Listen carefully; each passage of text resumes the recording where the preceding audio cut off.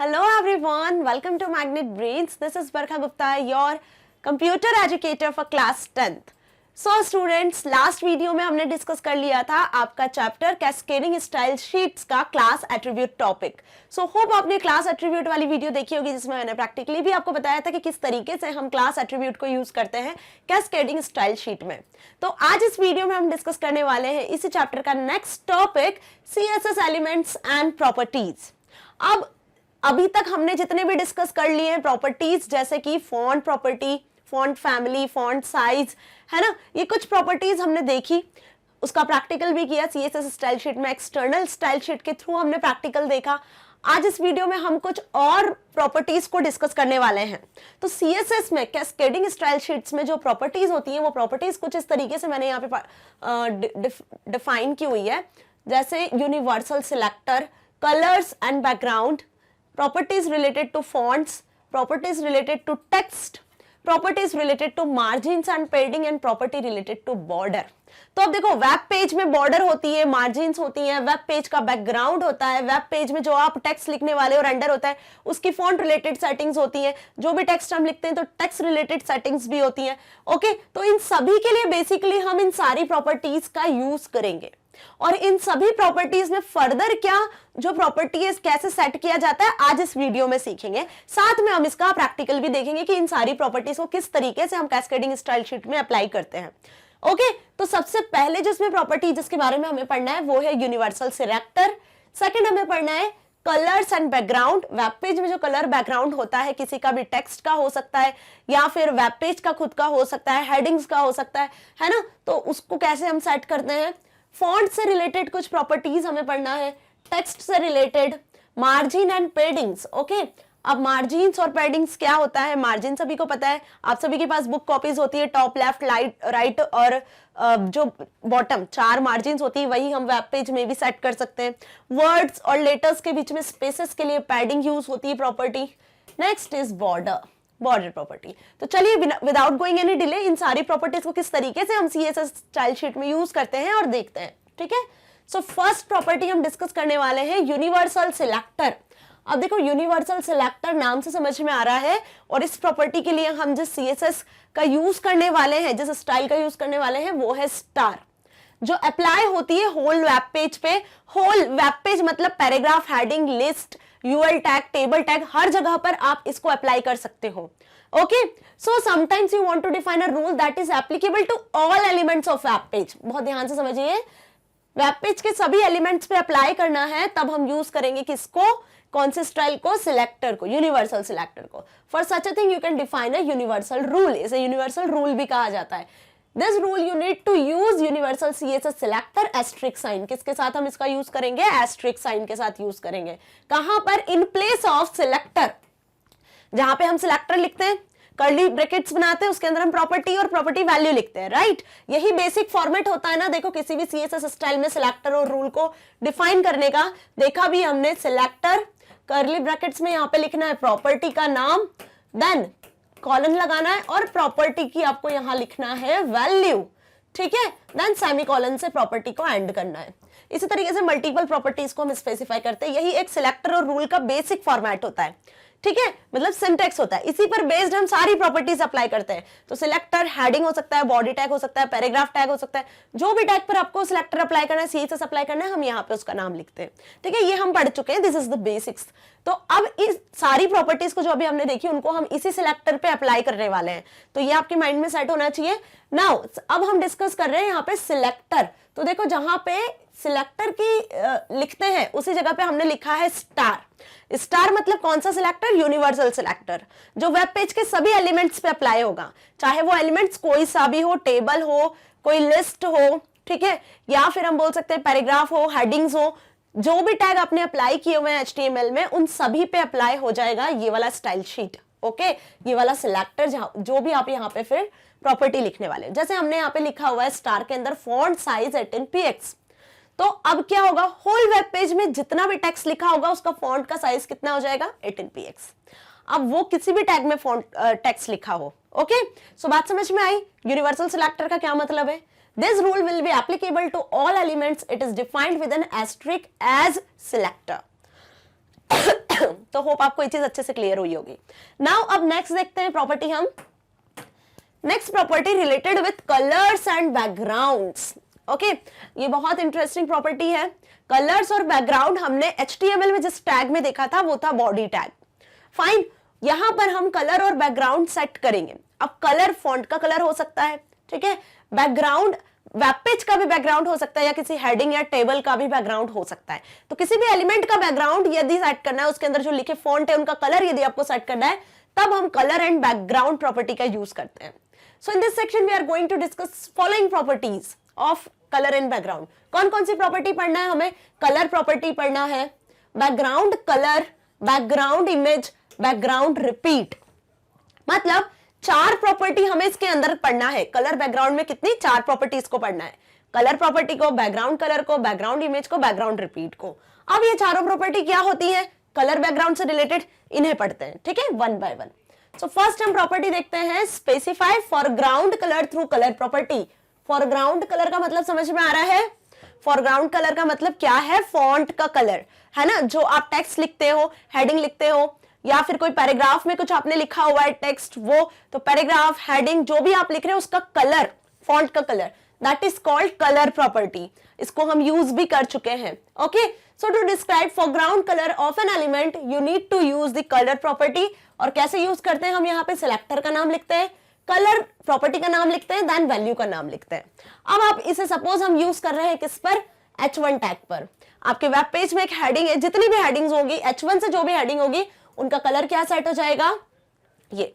अब background colour के कुछ कोड भी होते हैं, ये हम HTML में डिस्कस कर चुके हैं, या फिर आप यहाँ पे इस पे कलर का नाम भी मेंशन कर सकते हो, ठीक है।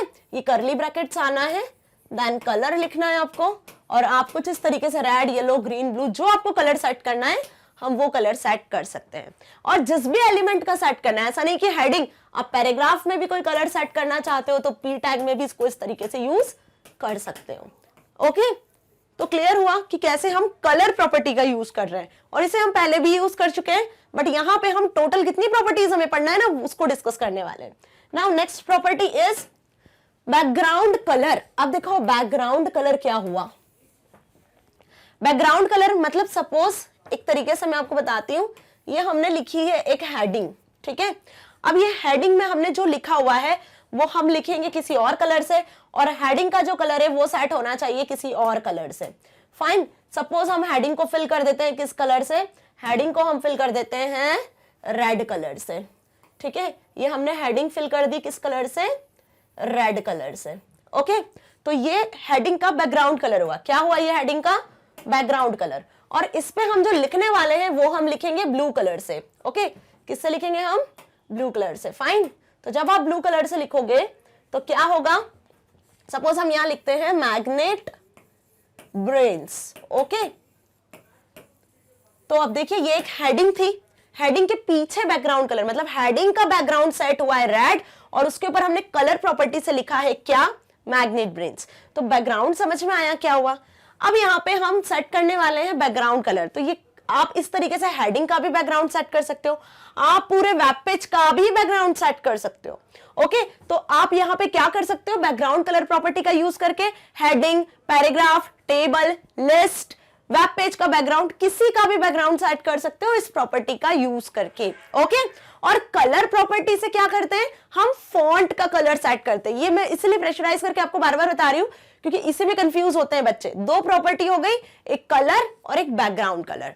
कलर से फॉन्ट का कलर, और बैकग्राउंड कलर से जो भी एलिमेंट आप यूज कर रहे हो, सिलेक्टर आप यूज कर रहे हो, उसका कलर, उसका बैकग्राउंड कलर सेट होगा। ओके, नाउ देख लेते हैं the background colour property describe the background color of elements.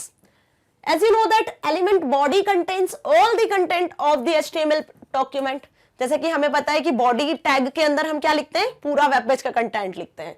यदि आपने बॉडी सिलेक्टर यूज किया है और बॉडी सिलेक्टर में यदि आप बैकग्राउंड कलर यूज कर रहे हो तो पूरे वेब पेज का कलर चेंज हो जाना है।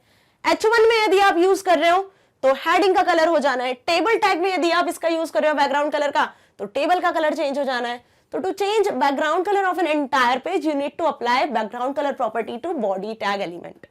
You can also apply background color to other elements including heading and text. Fine. अब देखो इसको हम देख लेते हैं। एग्जाम्पल पॉइंट ऑफ व्यू से भी, ठीक है, कि एग्जाम्पल के हिसाब से क्या होना चाहिए।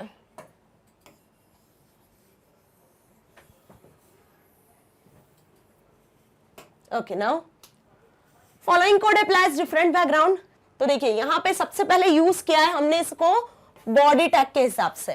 क्या लिखा है? बॉडी सिलेक्टर का नाम और इसके आगे लिखा है बैकग्राउंड कलर, है ना, background colour. Background colour colon के बाद में कलर की वैल्यू लिखी हुई है। आप यहाँ पे कलर का नाम भी लिख सकते हो। ओके, बात समझ में आई? आपकी बुक में ये यूज हुआ है, लेकिन जब मैंने HTML पढ़ाया था तो वहां पे आपको कलर के कोड्स बताए थे, ठीक है। सिंपल H1 सिलेक्टर यूज किया है। H1 सिलेक्टर के साथ दो प्रॉपर्टी यूज करिए, देखो, कलर और बैकग्राउंड कलर, है ना। तो इस चीज पे एप्लीकेबल होती है वो चीज। सपोज हम यहाँ लिखते हैं H1 सिलेक्टर के अंदर क्या लिखेंगे हम कि कलर मतलब फॉन्ट का कलर क्या होना चाहिए? ब्लू। और फिर हम लिखते हैं सेमीकोलन लगा के बैकग्राउंड कलर। फॉन्ट का, अब इस हेडिंग का हम चाहते हैं बैकग्राउंड कलर सेट करना, है ना, डैश लगाना। तो बैकग्राउंड कलर लिखने के बाद आपने यहाँ पे लिखा रेड। तो अब इस प्रॉपर्टी से क्या हुआ कि जो हेडिंग थी उसका बैकग्राउंड कलर रेड हुआ और कलर जो मैंने फॉन्ट लिखे हुए थे वो हो गए सेट ब्लू से। ओके, तो ऐसे आपको अप्लाई करना है। अब यदि आपने यहाँ पे सेट किया है बॉडी टैग येलो, तो जो पूरा वेब पेज होगा, सपोज ये हमारा पूरा वेब पेज है, तो इस वेब पेज का बैकग्राउंड कलर कैसा हो जाएगा? येलो हो जाएगा। क्यों हो जाएगा? क्योंकि यहाँ पे हमने क्या सेट कर दिया है कि बैकग्राउंड कलर कैसा होना चाहिए पूरे वेब पेज का? येलो। तो पूरे वेब पेज का बैकग्राउंड कलर कैसा हो गया? येलो। समझ में आ रहा है? ये पूरे वेब पेज का कलर येलो हुआ है क्योंकि यहाँ पे हमने यूज किया है बॉडी टैग। क्या यूज किया है यहाँ हमने? बॉडी। मतलब यहाँ पे हमने बॉडी सिलेक्टर का यूज किया है जिसमें हमने स्पेसिफाई किया है बैकग्राउंड कलर। कॉलन लगा के हमने लिखा है yellow. Okay, so difference clear है ना कलर और बैकग्राउंड कलर में? यदि ये चीज आपको क्लियर है अच्छे से, तो अब आप कोई भी स्टाइल शीट जब भी क्रिएट करोगे तो वहां कलर बैकग्राउंड कलर में आपको प्रॉब्लम नहीं होना है। सो ये क्लियर हुआ अच्छे से। इसको हम प्रैक्टिकली भी देखेंगे आज ही इसी वीडियो में, तो डोंट पैनिक। बस आपको ये चीजें अच्छे से समझ में आनी चाहिए। जब ये अच्छे से समझ में आ जाएगा, इट मीन्स कि आप किसी भी प्रॉपर्टी को यूज कर सकते हो। Now next property is background image. अब देखो कलर में प्रॉब्लम नहीं है, अब इमेज पे आते हैं हम। जैसे बॉडी टैग में बैकग्राउंड और बीजी कलर दो एट्रीब्यूट हुआ करते थे। बीजी कलर से कलर सेट करते थे, बैकग्राउंड से इमेज सेट करते थे। सिंपल यहाँ पे बैकग्राउंड कलर से कलर सेट किया है और बैकग्राउंड इमेज से क्या सेट करने वाले हैं? अब हम बैकग्राउंड में इमेज। अब इमेज को भी आप किसी भी एलिमेंट के साथ यूज कर सकते हो। कौन सा एलिमेंट हुआ? टेबल, हेडिंग, पैराग्राफ, या फिर हम बोल सकते हैं लिस्ट, या पूरा होल वेब पेज। किसी के भी बैक साइड में यदि आपको इमेज सेट करना है किसी भी एलिमेंट के, तो वहां पे हम यूज करेंगे बैकग्राउंड इमेज। फाइन। अब बैकग्राउंड इमेज को सेट करने के लिए हमें किसकी नीड होगी? जल्दी बताइए। हमें इमेज की जरूरत होगी। और इमेज कहां होनी चाहिए? पहले हमारे सिस्टम में होनी चाहिए। यदि इमेज हमारे सिस्टम में पहले से सेव है, तब हम उसका पाथ लिख के इजीली उसे सेट कर सकते हैं, ठीक है, as a background. So CSS property background image used to insert the background image on your web page. To insert an image से सनबॉल्स, जैसे यहाँ पे एक इमेज का नाम लिखा हुआ है sunballs.jpg as a background image for a web page. Web page के बैकग्राउंड में हमें ये इमेज सेट करना है sunballs। So apply the background image property body tag and specify the location of the image. तो देखो एग्जाम्पल क्या mention किया है यहाँ पर? बॉडी सिलेक्टर का यूज किया है, बैकग्राउंड कलर का भी यूज किया हुआ है ना, कलर का नाम भी आप लिख सकते हो। बैकग्राउंड इमेज ये है हमारा मेन प्रॉपर्टी जो हम पढ़ रहे हैं। अब बैकग्राउंड इमेज कॉलन लगाया और कॉलन लगा के क्या लिखा है? URL।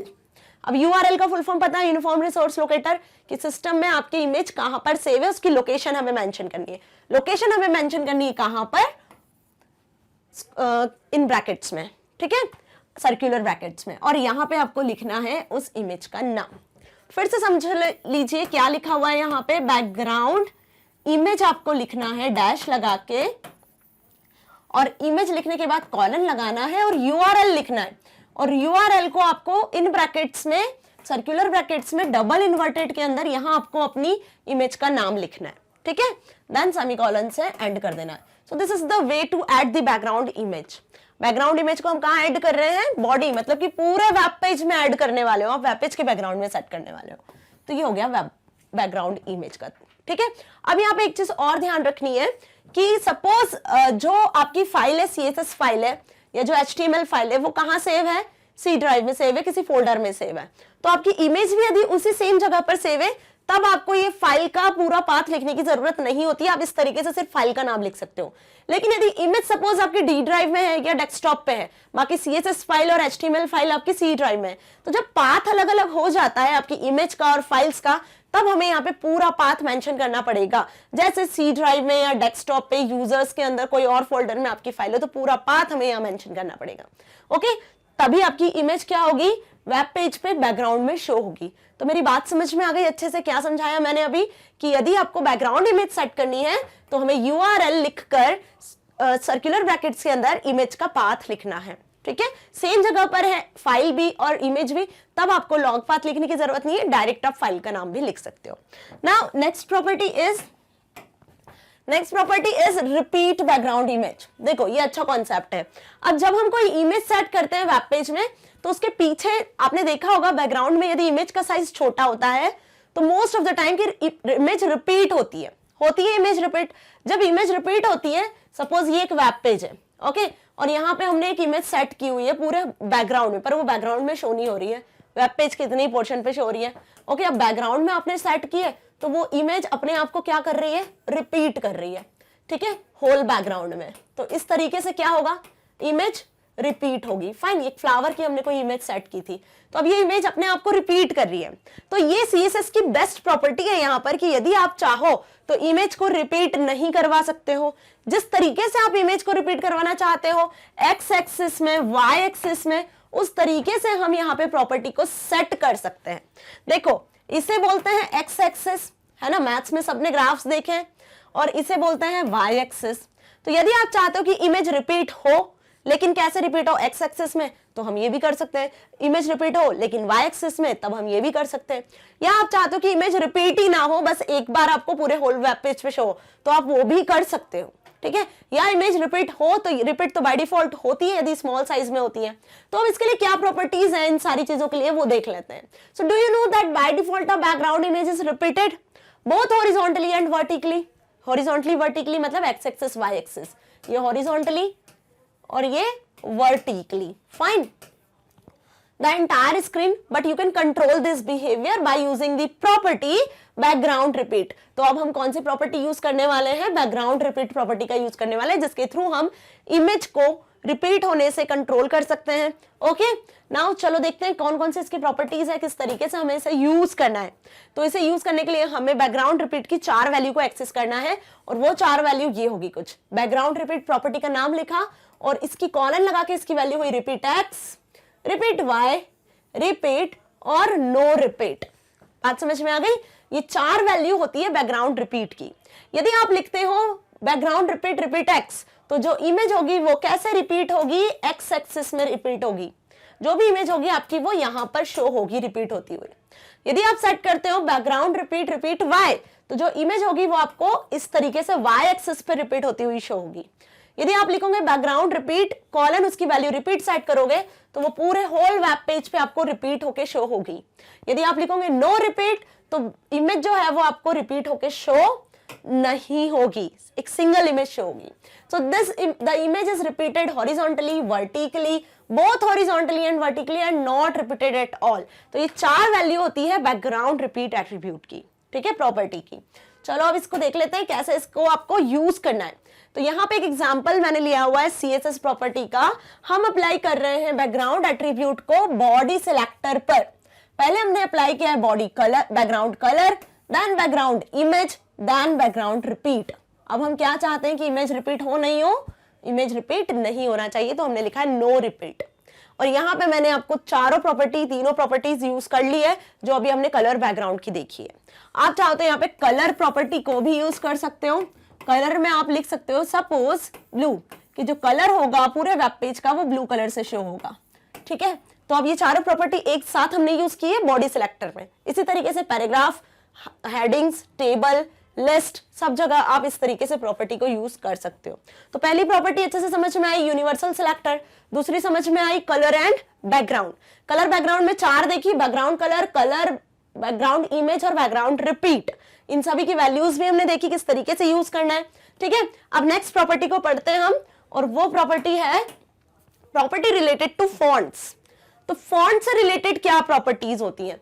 फॉन्ट आप सभी को पता है, जो आप टेक्स्ट लिखते हो, है ना, जो भी आप टेक्स्ट लिखते हो, हेडिंग में लिखते हो या फिर पैराग्राफ में लिखते हो, पूरे वेब पेज में जो भी फॉन्ट आपने लिखा हुआ है, उस फॉन्ट से रिलेटेड प्रॉपर्टी को हम सेट करते हैं, जिसमें फॉन्ट फैमिली, फॉन्ट साइज, इसको हम अभी तक यूज कर चुके हैं। तो फॉन्ट से रिलेटेड कुछ ये सारी प्रॉपर्टीज होती है, जैसे font family, font style, font variant and font weight. तो कुछ 5 प्रॉपर्टीज हैं सीएसएस में जो फॉन्ट से रिलेटेड है, ठीक है। तो फॉन्ट से रिलेटेड ये 5 प्रॉपर्टीज कैसे यूज करते हैं, चलिए देखते हैं। फर्स्ट प्रॉपर्टी है set of font through font family property. अब फॉन्ट फैमिली, देखो फॉन्ट की जो स्टाइल्स होती है ना, वो बहुत ज्यादा अलग अलग वैरायटी में अवेलेबल है, ठीक है। और जैसे जैसे टाइम जा रहा है वैसे वैसे फॉन्ट के भी अलग अलग फॉन्ट अवेलेबल है, लेटेस्ट फॉन्ट्स, ओके। तो अब यहाँ पे आप फॉन्ट फैमिली प्रॉपर्टी का यूज करोगे to define a list of fonts that should be prioritized to be used to display a given element or web page.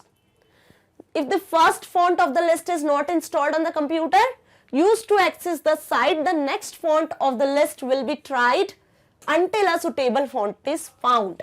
मतलब font family property का use करके हम उसमें एक से ज्यादा फॉन्ट को सेट कर सकते हैं। एक से ज्यादा फॉन्ट को सेट करते हैं, इट मीन्स कि यदि फर्स्ट फॉन्ट अवेलेबल नहीं होता है तो जो वेब ब्राउजर है वो सेकंड जो हमने प्रॉपर्टी में फॉन्ट सेट किया हुआ उसके अकॉर्डिंग सेट जो फॉन्ट का कलर है या फॉन्ट है उसका स्टाइल सेट कर देगा। कैसे, चलो देखते हैं इसको प्रैक्टिकली भी। एक एग्जांपल से सपोज हमने यहाँ लिखा है H1 टैग, H1 मतलब हेडिंग 1, हेडिंग 1 सिलेक्टर का यूज किया है, उसमें हमने लिखा है फॉन्ट फैमिली प्रॉपर्टी, पहली प्रॉपर्टी। अब बहुत ध्यान से समझना, इसके आगे लिखा है एरियल, वर्देना, सैंस सेरिफ, ये 3 फॉन्ट्स हमने लिखे हुए हैं। अब इसका क्या मतलब हुआ, 3 लिखने का मतलब क्या हुआ भाई, हेडिंग तो है कि एक हेडिंग पे एक ही फॉन्ट कोई सा भी अप्लाई हो सकता है फॉन्ट फैमिली का, या तो एरियल या वर्देना या सैंस सेरिफ, फाइन। तो इसका मतलब ये है कि यदि आपके सिस्टम में वेब ब्राउजर के अकॉर्डिंग एरियल फॉन्ट नहीं होगा तो ये जो फॉन्ट फैमिली से जो हेडिंग है वो वर्देना सेट हो जाने वाली है। लेकिन अगर वर्देना फॉन्ट भी नहीं होगा तो फॉन्ट फैमिली के थ्रू हेडिंग का जो फॉन्ट है वो कैसा हो जाएगा, सैंस सेरिफ फैमिली के जैसा हो जाएगा। तो बात समझ में आई, इन तीनों को लिखने का मतलब क्या हुआ। तो ये प्रायोरिटी वाइज यहाँ पर क्या होगा, फॉन्ट फैमिली के अकॉर्डिंग फॉन्ट सेट होंगे। तो ये चीज आपको क्या कर रही है, एक बेनिफिट प्रोवाइड कर रही है ना, कि जो भी हेडिंग होगी उस हेडिंग का साइज क्या, फॉन्ट फैमिली कैसी हो जानी है, हेडिंग का फॉन्ट कैसा हो जाना है, एरियल हो जाना है। यदि एरियल फॉन्ट आपके सिस्टम में नहीं है तो वर्देना हो जाना है, और वर्देना भी नहीं है आपके सिस्टम में तो सैंस सेरिफ में सेट हो जाना है। ओके, अब इनकी जगह आप कोई से भी कैलिब्री यूज कर सकते हो, टाइम्स न्यू रोमन यूज कर सकते हो, कोई भी फॉन्ट यूज कर सकते हो, ठीक है, as per your need. Next देखो, अब हेडिंग 2, हेडिंग 2 के आगे हमने लिखा है फॉन्ट फैमिली प्रॉपर्टी और लिखा है times New Roman, times New Roman में सेट होना है, अदरवाइज ये नहीं होगा तो सेरिफ वाली फैमिली के अकॉर्डिंग जो भी फॉन्ट होंगे वो सेट हो जाएंगे। तो फॉन्ट फैमिली समझ में आया अच्छे से कि 3-3 फॉन्ट लिखने का क्या मतलब है हेडिंग के आगे। नाउ नेक्स्ट प्रॉपर्टी पढ़ रहे हैं अब हम, फॉन्ट स्टाइल। देखो फॉन्ट फैमिली में हम क्या करते हैं, टेक्स्ट का फॉन्ट सेट करते हैं, है ना, मतलब फॉन्ट कैसे, एरियल, टाइम्स न्यू रोमन, जो डिफाइंड फॉन्ट फैमिली में होते हैं वो फॉन्ट्स। अब फॉन्ट स्टाइल में हम क्या सेट करेंगे कि फॉन्ट कैसे रखना है, बोल्ड रखना है, इटैलिक रखना है, अंडरलाइन रखना है, ओके। तो यहाँ पे फॉन्ट स्टाइल 2 ही होते हैं, इटैलिक और ऑब्लिक, ये और ध्यान रखना है आपको। The font can be displayed in different style such as italic और normal, this property is specified via font style property, ठीक है। फॉन्ट स्टाइल का मतलब क्या हुआ कि फॉन्ट हमें कैसे रखना है, इटैलिक में रखना है या नॉर्मल रखना है ना। So the property font style defines the style in normal और स्टाइल इटैलिक और ऑब्लिक। तो 3 प्रॉपर्टीज हुई हैं इसकी यहाँ पर, नॉर्मल, इटैलिक एंड ऑब्लिक। तो इन तीनों में आपको क्या सिलेक्ट करना है फॉन्ट का स्टाइल, और इसको यूज करने का तरीका कैसा है, यहाँ पे हम यूज करते हैं इसको एग्जाम्पल में H6 सिलेक्टर, मतलब H6 हेडिंग पे अप्लाई करने वाले। देखो फॉन्ट फैमिली जो पढ़ लिया वो प्रॉपर्टी भी आपको शो हो रही है, font family times New Roman, नहीं तो सेरिफ में शो होगा, ठीक। उसके बाद यहाँ यूज करिए फॉन्ट स्टाइल, क्या लिखा है फॉन्ट स्टाइल के आगे, ऑब्लिक, मतलब ऑब्लिक क्या हो जाना है, ऑब्लिक टाइप का फॉन्ट हो जाना है, किसका, हेडिंग 6 का। इसके बाद आ जाओ नेक्स्ट सिलेक्टर पे अप्लाई किया पी टैग मतलब जो पैराग्राफ हमने मेंशन किया है, तो पैराग्राफ के आगे हमने फॉन्ट स्टाइल यूज किया है। पैराग्राफ किस तरीके से शो होगा, किस स्टाइल में, इटैलिक में, तो यहाँ पे फॉन्ट स्टाइल जो प्रॉपर्टी हम देख रहे हैं उसे आप अलग अलग सिलेक्टर्स पे, अलग अलग एलिमेंट्स पे अप्लाई कर सकते हो। इसकी 3 वैल्यू होती है, कौन कौन सी? नॉर्मल, इटैलिक या फिर ऑब्लिक। अब इटैलिक और ऑब्लिक में क्या डिफरेंस है वो देख लेते हैं, है ना। दोनों में एक छोटा सा डिफरेंस है ना, स्लाइट बोल सकते हैं एक डिफरेंस है, italic versus oblique.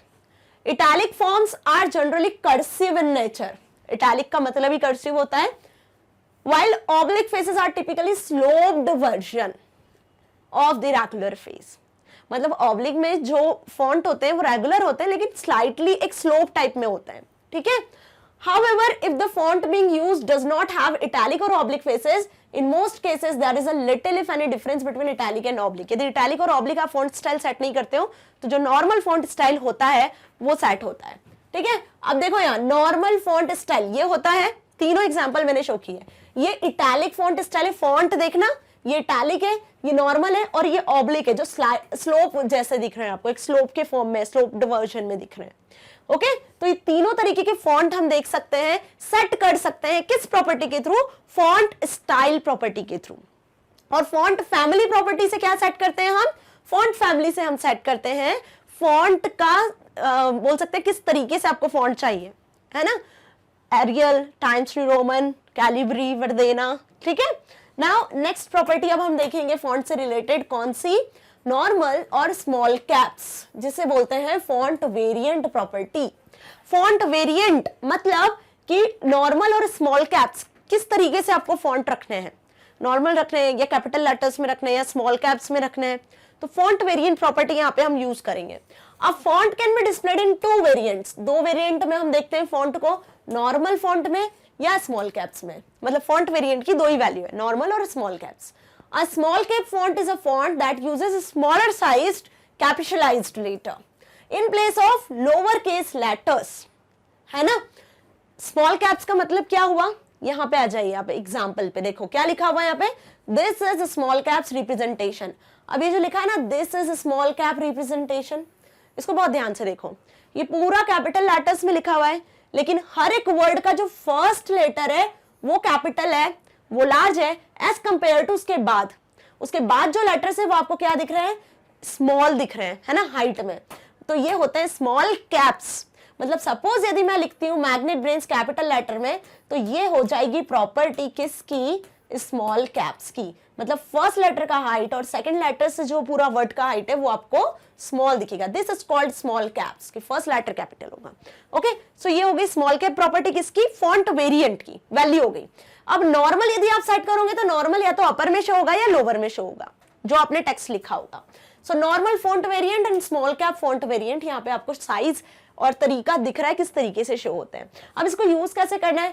Font variant लिखना है, कॉलन लगाना है और वैल्यू लिख देना है।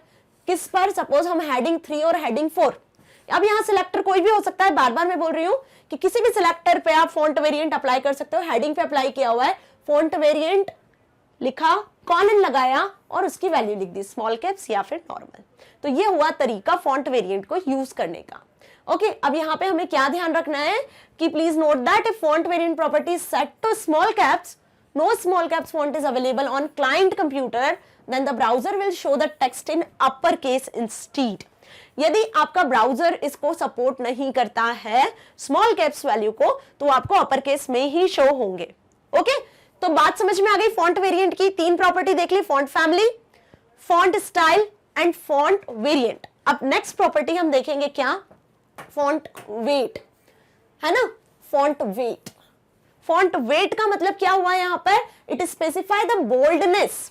फॉन्ट स्टाइल से हमने इटैलिक देखा, लेकिन फॉन्ट को बोल्ड भी तो करना है, तो बोल्ड करने के लिए जिस प्रॉपर्टी का यूज करते हैं हम, वो होती है फॉन्ट वेट। ओके, तो फॉन्ट वेट प्रॉपर्टी से आप क्या कर सकते हो? फॉन्ट को नॉर्मल भी रहने दे सकते हो या बोल्ड भी कर सकते हो। तो अब बोल्ड कैसे करना है, उसके लिए भी इसकी अलग अलग वैल्यू होती है। मतलब फॉन्ट वेट प्रॉपर्टी की भी वैल्यू है। जैसे फॉन्ट स्टाइल की इटैलिक, ऑब्लिक या फिर नॉर्मल होती है। यहाँ पे नॉर्मल, बोल्ड, बोल्डर और कुछ आप नंबर्स में भी स्पेसिफाई कर सकते हो। That you can use a number in a range 100 से 900। मतलब कितना बोल्ड आप करना चाहते हो, 100 रखना चाहते हो, 200, 300, 400, 100 से 900 तक में हम उसकी रेंज को स्पेसिफाई कर सकते हैं। देख लेते हैं इसका example. Okay, now what are the possible ways? The possible values are normal, bold, bolder, lighter 100, 200, 300, 400, 500, 600, 7, 8 और 900. ओके, तो ये क्या हो गई? ये सारी जो मैंने अभी आपको बताई ये सभी किसकी प्रॉपर्टी हो गई? ये किसकी वैल्यूज हो गई? ये वैल्यूज हो गई फॉन्ट वेट प्रॉपर्टी की. ओके, मतलब आप कितना बोल्ड रखना चाहते हो फॉन्ट को, नॉर्मल, बोल्ड, बोल्डर या 100 से लेकर 900 तक में वैल्यूज में आप उसके फॉन्ट को बोल्ड कर सकते हो.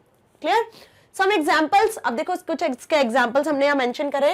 हेडिंग के लिए मेंशन किया हुआ है कि हेडिंग का जो फॉन्ट का वेट होना चाहिए, हेडिंग कितनी बोल्डर होना चाहिए, 800 तक.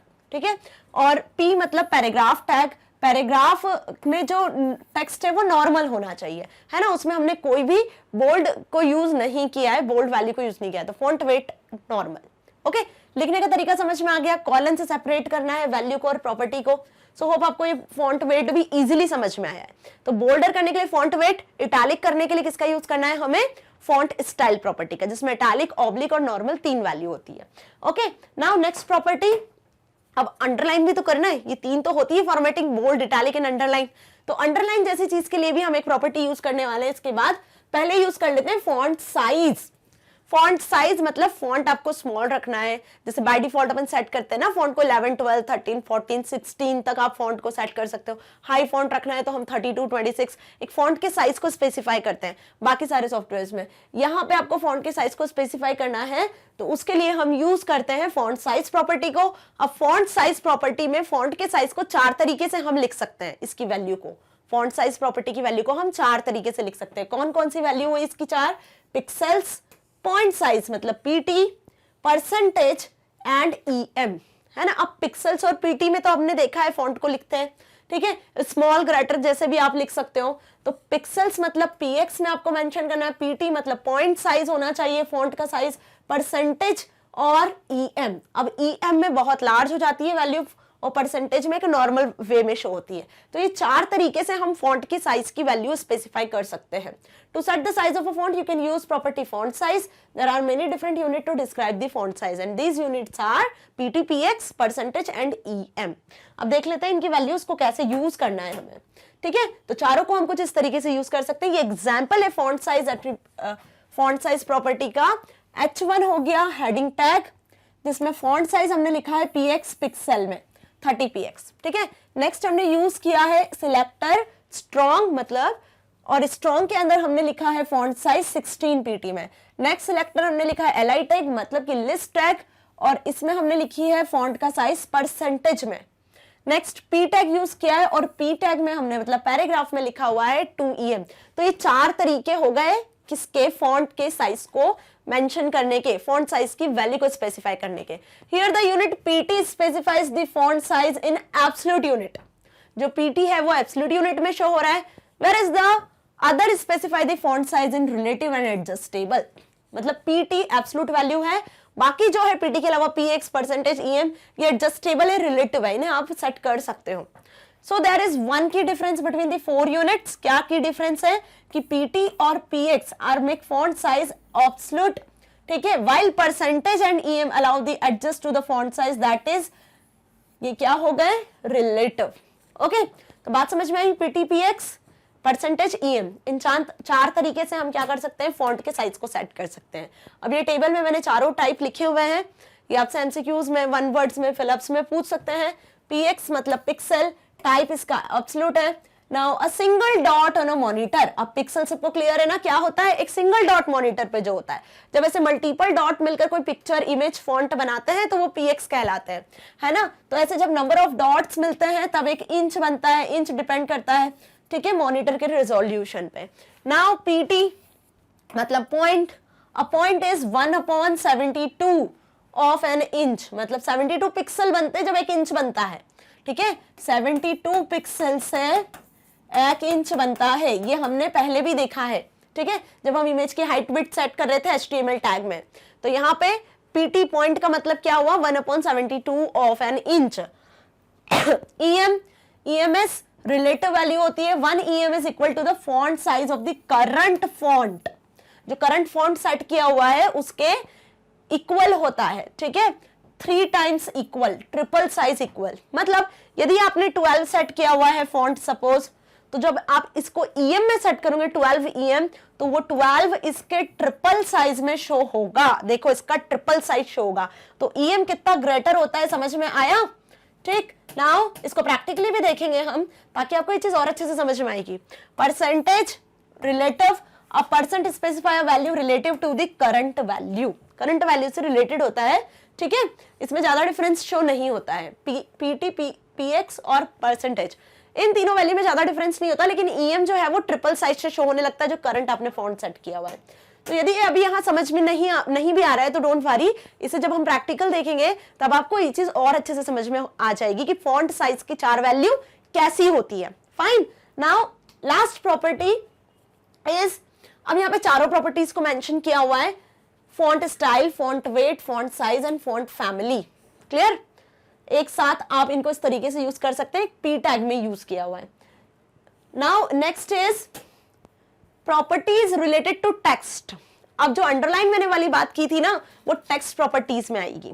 ठीक है, फॉन्ट से रिलेटेड हमने कितनी प्रॉपर्टीज देखी? 4। कौन कौन सी प्रॉपर्टी देखी हमने? Font style, font size, font weight and font family.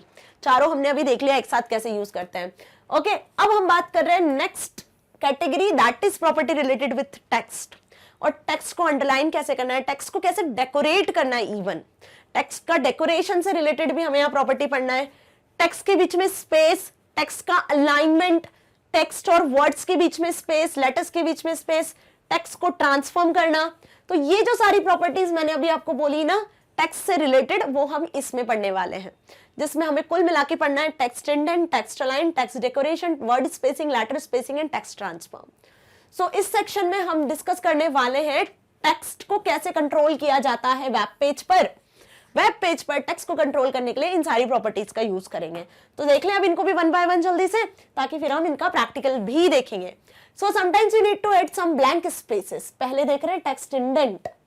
Indent का मतलब स्पेसिंग सेट करना। ठीक है, चाहे वो मार्जिन्स में भी हो सकती है, ठीक है, या फिर वर्ड्स लेटर्स के बीच में भी स्पेस हो सकती है। तो बेसिकली यहाँ पे टेक्स्ट इंडेंट मतलब कि जब आप ब्लैंक स्पेस रखना चाहते हो, ठीक है, टेक्स्ट के साथ, कि मतलब जब आप पैराग्राफ शुरू कर रहे हो तो टैब जो स्पेस हम देते हैं कि एक टैब छोड़ के फिर पैराग्राफ शुरू हो, ओके, टेक्स्ट शुरू हो, तो वहां पे हम टेक्स्ट इंडेंट प्रॉपर्टी का यूज करते हैं। This property text indent is used to achieve space between the paragraphs and the text. This property adds an indent to the first in of the paragraph where it is specified. In this example कैसे use करना है? Suppose P selector जो paragraph है, उस paragraph पे हम apply कर रहे हैं टेक्स्ट इंडेंट प्रॉपर्टी, कॉलन, इसकी वैल्यू भी हम कैसे मेंशन करेंगे? px में मेंशन करेंगे। मतलब स्पेस को भी आपको कैसे पिक्सल में ही मेंशन करना है, 30px, 20px, 50px, ओके, इस तरीके से। नाउ नेक्स्ट प्रॉपर्टी देखते हैं टेक्स्ट की, कौन सी? Text align. अब अलाइनमेंट सबको पता है, ये वेब पेज है, वेब पेज में जो टेक्स्ट है वो लेफ्ट में शो होना है, राइट में शो होना है, सेंटर में शो होना है, किधर शो होना है? तो ये होती है क्या? वेब पेज की अलाइनमेंट। ठीक है, सेंटर, लेफ्ट, राइट, कुछ इस तरीके से आपने देखी होगी। ठीक है, तो यहाँ पे हम अलाइनमेंट भी सेट कर सकते हैं। It is used to set text alignment, left, right, centre, even justified, justify भी आप सेट कर सकते हो। इन दिस एग्जाम्पल, अब यहाँ पे हमने यहाँ पे एक एग्जाम्पल लिया हुआ है जिसमें TD टैग या फिर टेबल टैग में हमने इसका यूज किया हुआ है। अब टेबल में क्यों यूज किया? ताकि आपको अलाइनमेंट अच्छे से समझ में आ सके। आप इसे बॉडी टैग में भी यूज कर सकते हो, पैराग्राफ में, हेडिंग में, किसी भी सिलेक्टर में यूज कर सकते हो। देखो यहाँ पे यूज किया टेक्स्ट अलाइनमेंट टेबल की हेडिंग में, टेबल के डेटा TD टैग में और P पैराग्राफ सिलेक्टर की तरह। तो टेक्स्ट अलाइन सेट कर दिया left, text align right, text align justify. Simple इसी तरीके से सेंटर भी सेट कर सकते हैं हम। तो बात समझ में आ गई? ये जो टेक्स्ट रिलेटेड प्रॉपर्टीज है बहुत सिंपल है और होप आपको जल्दी से समझ भी आ सकती है। Now next is add effects to text through text decoration property. अब टेक्स्ट डेकोरेशन मतलब टेक्स्ट को आप कैसा दिखाना चाहते हो वेब ब्राउजर पे। आप टेक्स्ट के नीचे अंडरलाइन शो करवाना चाहते हो, ओवरलाइन शो करवाना चाहते हो, टेक्स्ट के ऊपर सुपर स्क्रिप्ट और सबस्क्रिप्ट होता है ना, उस तरीके से शो करवाना चाहते हो, टेक्स्ट को आप ब्लिंकिंग वे में शो करवाना चाहते हो।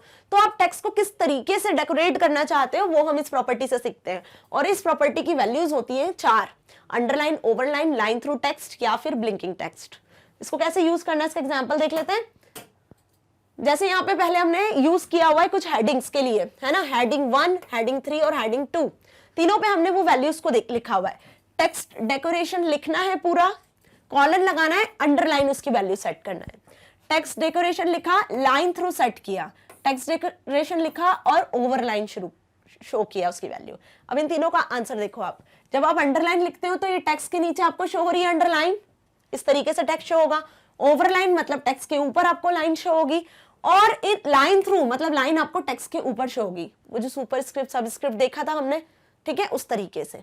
सो बात समझ में आ गई कि यहाँ पे लाइन जो है वो आपको कैसे शो करवानी है, ठीक है, टेक्स्ट को हमें कैसे डेकोरेट करना है। तो टेक्स्ट डेकोरेशन प्रॉपर्टी का यूज करना है और प्रॉपर्टी के साथ में हमें उसकी वैल्यू सेट कर देनी है। ओके, ब्लिंकिंग करवाना है तो उसके लिए हम इसकी वैल्यू ब्लिंकिंग भी सेट कर सकते हैं, ब्लिंक भी सेट कर सकते हैं। जब आप यहाँ पे कुछ इस तरीके से लिखोगे टेक्स्ट डेकोरेशन, जहां पे भी लिखना है आपको, हेडिंग में या टेबल के कैप्शन में, ओके, और यहाँ पे हमें सेट कर देना है ब्लिंक, ठीक है। तो क्या होगा, टेक्स्ट जो भी होगी वो ब्लिंक वे में आपको शो होगी। तो ये 4 वैल्यू हुई टेक्स्ट डेकोरेशन प्रॉपर्टी की। Now next is word through the word spacing property. अब यदि आपको वर्ड्स के बीच में स्पेस रखना है, जो वर्ड्स लिखे हुए हैं, सपोज पैराग्राफ में 50 वर्ड्स लिखे हुए हैं, तो हर 50 वर्ड्स के बीच में आपको एक प्रॉपर स्पेस चाहिए, तो उसके लिए हम यूज करते हैं word spacing. The spacing between words can be specified using the property word spacing. It is used to specify the width of the blank spaces between words. If you use a positive number, then it will increase the blank portions. मतलब जब आप इसकी word space की property की value को positive set करते हो, मतलब कि स्पेस बढ़ती जाती है, ठीक है, किसके बीच में, वर्ड्स के बीच में। लेकिन जब आप इसकी वैल्यू को निगेटिव नंबर सेट करोगे तो स्पेस डिक्रीज होगी, किसकी, ब्लैंक स्पेस वर्ड्स के बीच में। ओके, सो बात समझ में आई। यहाँ पे आप पॉजिटिव और निगेटिव दो तरीके से वर्ड की स्पेसिंग कर सकते हो। जैसे यहाँ हमने लिखा है पी टैग मतलब पैराग्राफ सिलेक्टर, और वर्ड स्पेसिंग इसे भी हमें पीएक्स में मतलब पिक्सल में शो करना है, ये डिफॉल्ट होता है पीएक्स, या पीटी में भी आप मेंशन कर सकते हो। अब वर्ड स्पेसिंग 20 पीएक्स, ये बिफोर डिफॉल्ट मतलब ये डिफॉल्ट है जो पैराग्राफ जिसमें हमने इसका यूज नहीं किया है, ठीक है। तो ये पैराग्राफ आप देख रहे हो, उनके वर्ड्स के बीच में आपको कितनी कम स्पेसेस शो हो रही है। लेकिन जब हम लिख देते हैं यहाँ पर, इसका यूज कर लेते हैं कि paragraph with word spacing 20 px, तो 20 पीएक्स जब आपने सेट किया तो ये ब्लैंक स्पेस जो है हर वर्ड के बीच में आपको इंक्रीज होके शो हो रही है। ओके, समझ में आया। वर्ड स्पेसिंग का मतलब क्या हुआ, ऐसे ही होता है लेटर स्पेसिंग। लेटर स्पेसिंग मतलब हर एक लेटर के बीच की स्पेस, आप इन्हें भी इंक्रीज और डिक्रीज कर सकते हो। तो अब जो प्रॉपर्टी हम देखने वाले हैं वो है लेटर स्पेसिंग, ठीक है। तो लेटर स्पेसिंग को भी इसी तरीके से सेट करते हैं, लेटर स्पेसिंग लिखते हैं और उसके आगे लिख देते हैं उसका नंबर कि आपको कितने लेटर में स्पेसिंग। अब लेटर स्पेसिंग तो हम कम ही रखेंगे, ठीक है, 7 px 4 px। अब अपने अकॉर्डिंग इसे इंक्रीज और डिक्रीज भी कर सकते हो। The spacing between individual letters of the words can be specified using the property letter spacing. The value of property is given in pixels. इसकी भी हम वैल्यू किस में देंगे, पिक्सेल्स में देंगे, जो विड्थ है सक्सेसिव लेटर्स के बीच में। Now if you want to spacing of 4 px between the letters in a text paragraph and 7 px between the letters in the heading, you will write the CSS rules. अब यहाँ पे H1 और P दोनों rules के लिए, selectors के लिए हमने लेटर स्पेसिंग स्पेसिफाई किया हुआ है प्रॉपर्टी। तो ऐसे आप लेटर स्पेसिंग, वर्ड स्पेसिंग दोनों कर सकते हो। Now next property is text transform property. अब टेक्स्ट ट्रांसफॉर्म मतलब आप लेटर्स को कैपिटल करना चाहते हो, अपर केस करना चाहते हो, लोअर केस करना चाहते हो या नन। टेक्स्ट को कैसे हमें रखना है, अपर केस लेटर्स में ट्रांसफॉर्म करना है, लोअर केस में, या फिर नॉर्मल रखना है तो नन भी सेट कर सकते हैं। Text transform property controls the appearance of the text in upper case और lower case. Okay, suppose there are 4 possible values of text transform. जो वैल्यूज हमने यहाँ देखी है, बस टेक्स्ट ट्रांसफॉर्म लिखना है और चारों वैल्यू को सेट कर देना है। कैपिटलाइज का मतलब क्या होगा, सारे लेटर्स कैपिटलाइज हो जाएंगे first letter of the word. जैसे ये लिखा है वी आर इंडियंस। अब यदि हमने ऐसा सेट कर दिया कि टेक्स्ट ट्रांसफॉर्म, क्या लिखा हमने, टेक्स्ट ट्रांसफॉर्म, कॉलन लगाया और इसके बाद में हमने इसकी वैल्यू कैपिटलाइज यूज कर ली। तो कैपिटलाइज से क्या होगा, जो फर्स्ट लेटर होगा वो कैपिटल हो जाएगा। देखो इसका आउटपुट, ये W, A और I कैपिटल हो गया। तो टेक्स्ट ट्रांसफॉर्म प्रॉपर्टी का मतलब, कैपिटलाइज का मतलब हर एक वर्ड का फर्स्ट लेटर कैपिटल हो जाएगा। अपर केस का मतलब क्या हुआ, जो ये वी आर इंडियंस लिखा है ये पूरा कैपिटल हो जाएगा। देखो it will convert all the letters into upper case, ठीक है, समझ में आया। लोअर केस में क्या होगा, it will convert all the letters in lower case. यदि कैपिटल्स में लिखे हुए हैं तो ये कन्वर्ट हो जाने हैं स्मॉल लेटर्स में। नाउ नो ट्रांसफॉर्मेशन मतलब जैसा टेक्स्ट आपने लिखा है वो वैसा ही शो होगा जैसा HTML में लिखा हुआ है। ओके तो टेक्स्ट ट्रांसफॉर्मेशन की वैल्यूज क्या हो गई, ये 4 वैल्यूज हो गई, capitalise, upper case, lower case and none. Okay अब इसका प्रैक्टिकल भी देखेंगे हम। पहले हम देख लेते हैं इसका एग्जांपल। जैसे हेडिंग में हम यूज कर रहे हैं टेक्स्ट ट्रांसफॉर्म अपर केस, तो जो हेडिंग लिखी होगी HTML में उसका जो इस कैस्केडिंग स्टाइल शीट की वजह से उसका जो टेक्स्ट होगा हेडिंग का वो अपर केस में हो जाएगा। कैपिटलाइज लिखोगे तो लिस्ट में, लिस्ट टैग में यूज कर रहे हैं। अब जो भी लिस्ट हम बनाएंगे ordered list, unordered list HTML tag में, तो वहां पर जो लिस्ट आपने क्रिएट की हुई होगी उसका लिस्ट में जो वर्ड आपने यूज किया होगा उसका फर्स्ट लेटर कैपिटल हो जाना है कैपिटलाइज की वजह से। तो ऐसे आप अलग अलग एलिमेंट में इसका यूज कर सकते हो। तो यहाँ पे फिनिश होती है क्या, टेक्स्ट प्रॉपर्टीज। टेक्स्ट प्रॉपर्टीज भी देख लिया हमने, टेक्स्ट इंडेंट, टेक्स्ट अलाइन, और क्या देखी, letter spacing, word spacing, text decoration, fine. और लास्ट अभी हमने देखी थी टेक्स्ट ट्रांसफॉर्म। तो 5 प्रॉपर्टी टेक्स्ट से रिलेटेड थी। उसके पहले फॉन्ट प्रॉपर्टीज देखी, कलर बैकग्राउंड देखा, यूनिवर्सल सिलेक्टर देखा। अब देखेंगे हम मार्जिन एंड पैडिंग कि मार्जिन एंड पैडिंग का मतलब क्या होता है। We are going to talk about the properties related to the margin and padding properties that are being covered in this session, margin and padding. Margin का मतलब समझ में आया, ये वेब पेज है, ठीक है, इस वेब पेज में हमने यहाँ पे कंटेंट लिखा हुआ है कुछ, तो ये हो गई इसकी क्या, margins, top, left, right and bottom. Simple इसी तरीके से यदि आपने ये एक हेडिंग लिखी हुई है तो हेडिंग की भी टॉप, लेफ्ट, बॉटम मार्जिन आप सेट कर सकते हो।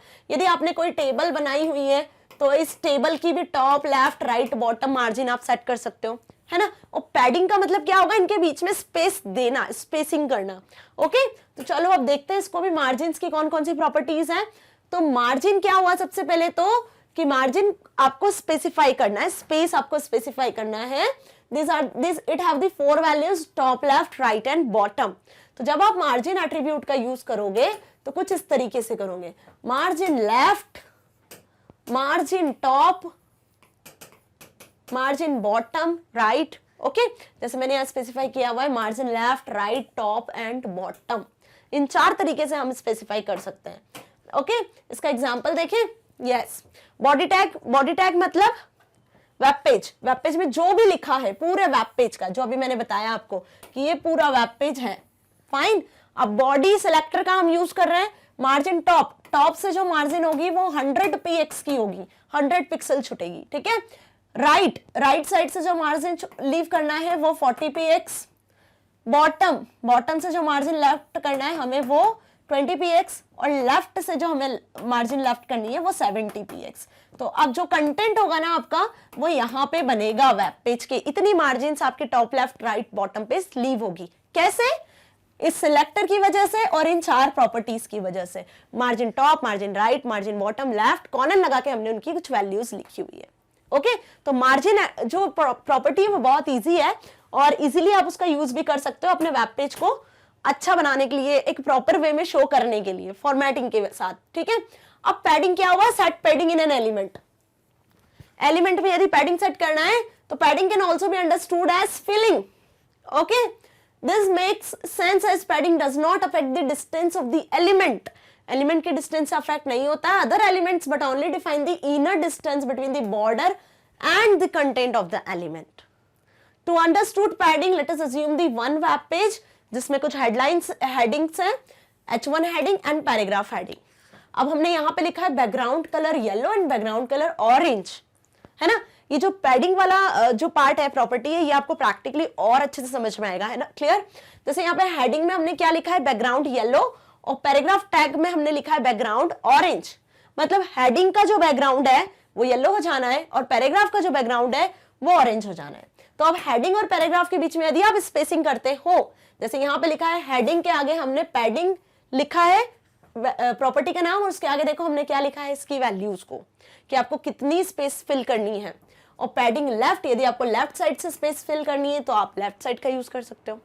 तो अब यहाँ पे क्या होगा, ये लेफ्ट, राइट, टॉप, बॉटम, ये चारों तरीके से हेडिंग जो है, हेडिंग के टॉप में, लेफ्ट में, बॉटम में, राइट में, चारों जगह से स्पेस को ऐड कर देगा, ठीक है। हेडिंग के आसपास कितनी space, 20px, 20px, 20px and 80px।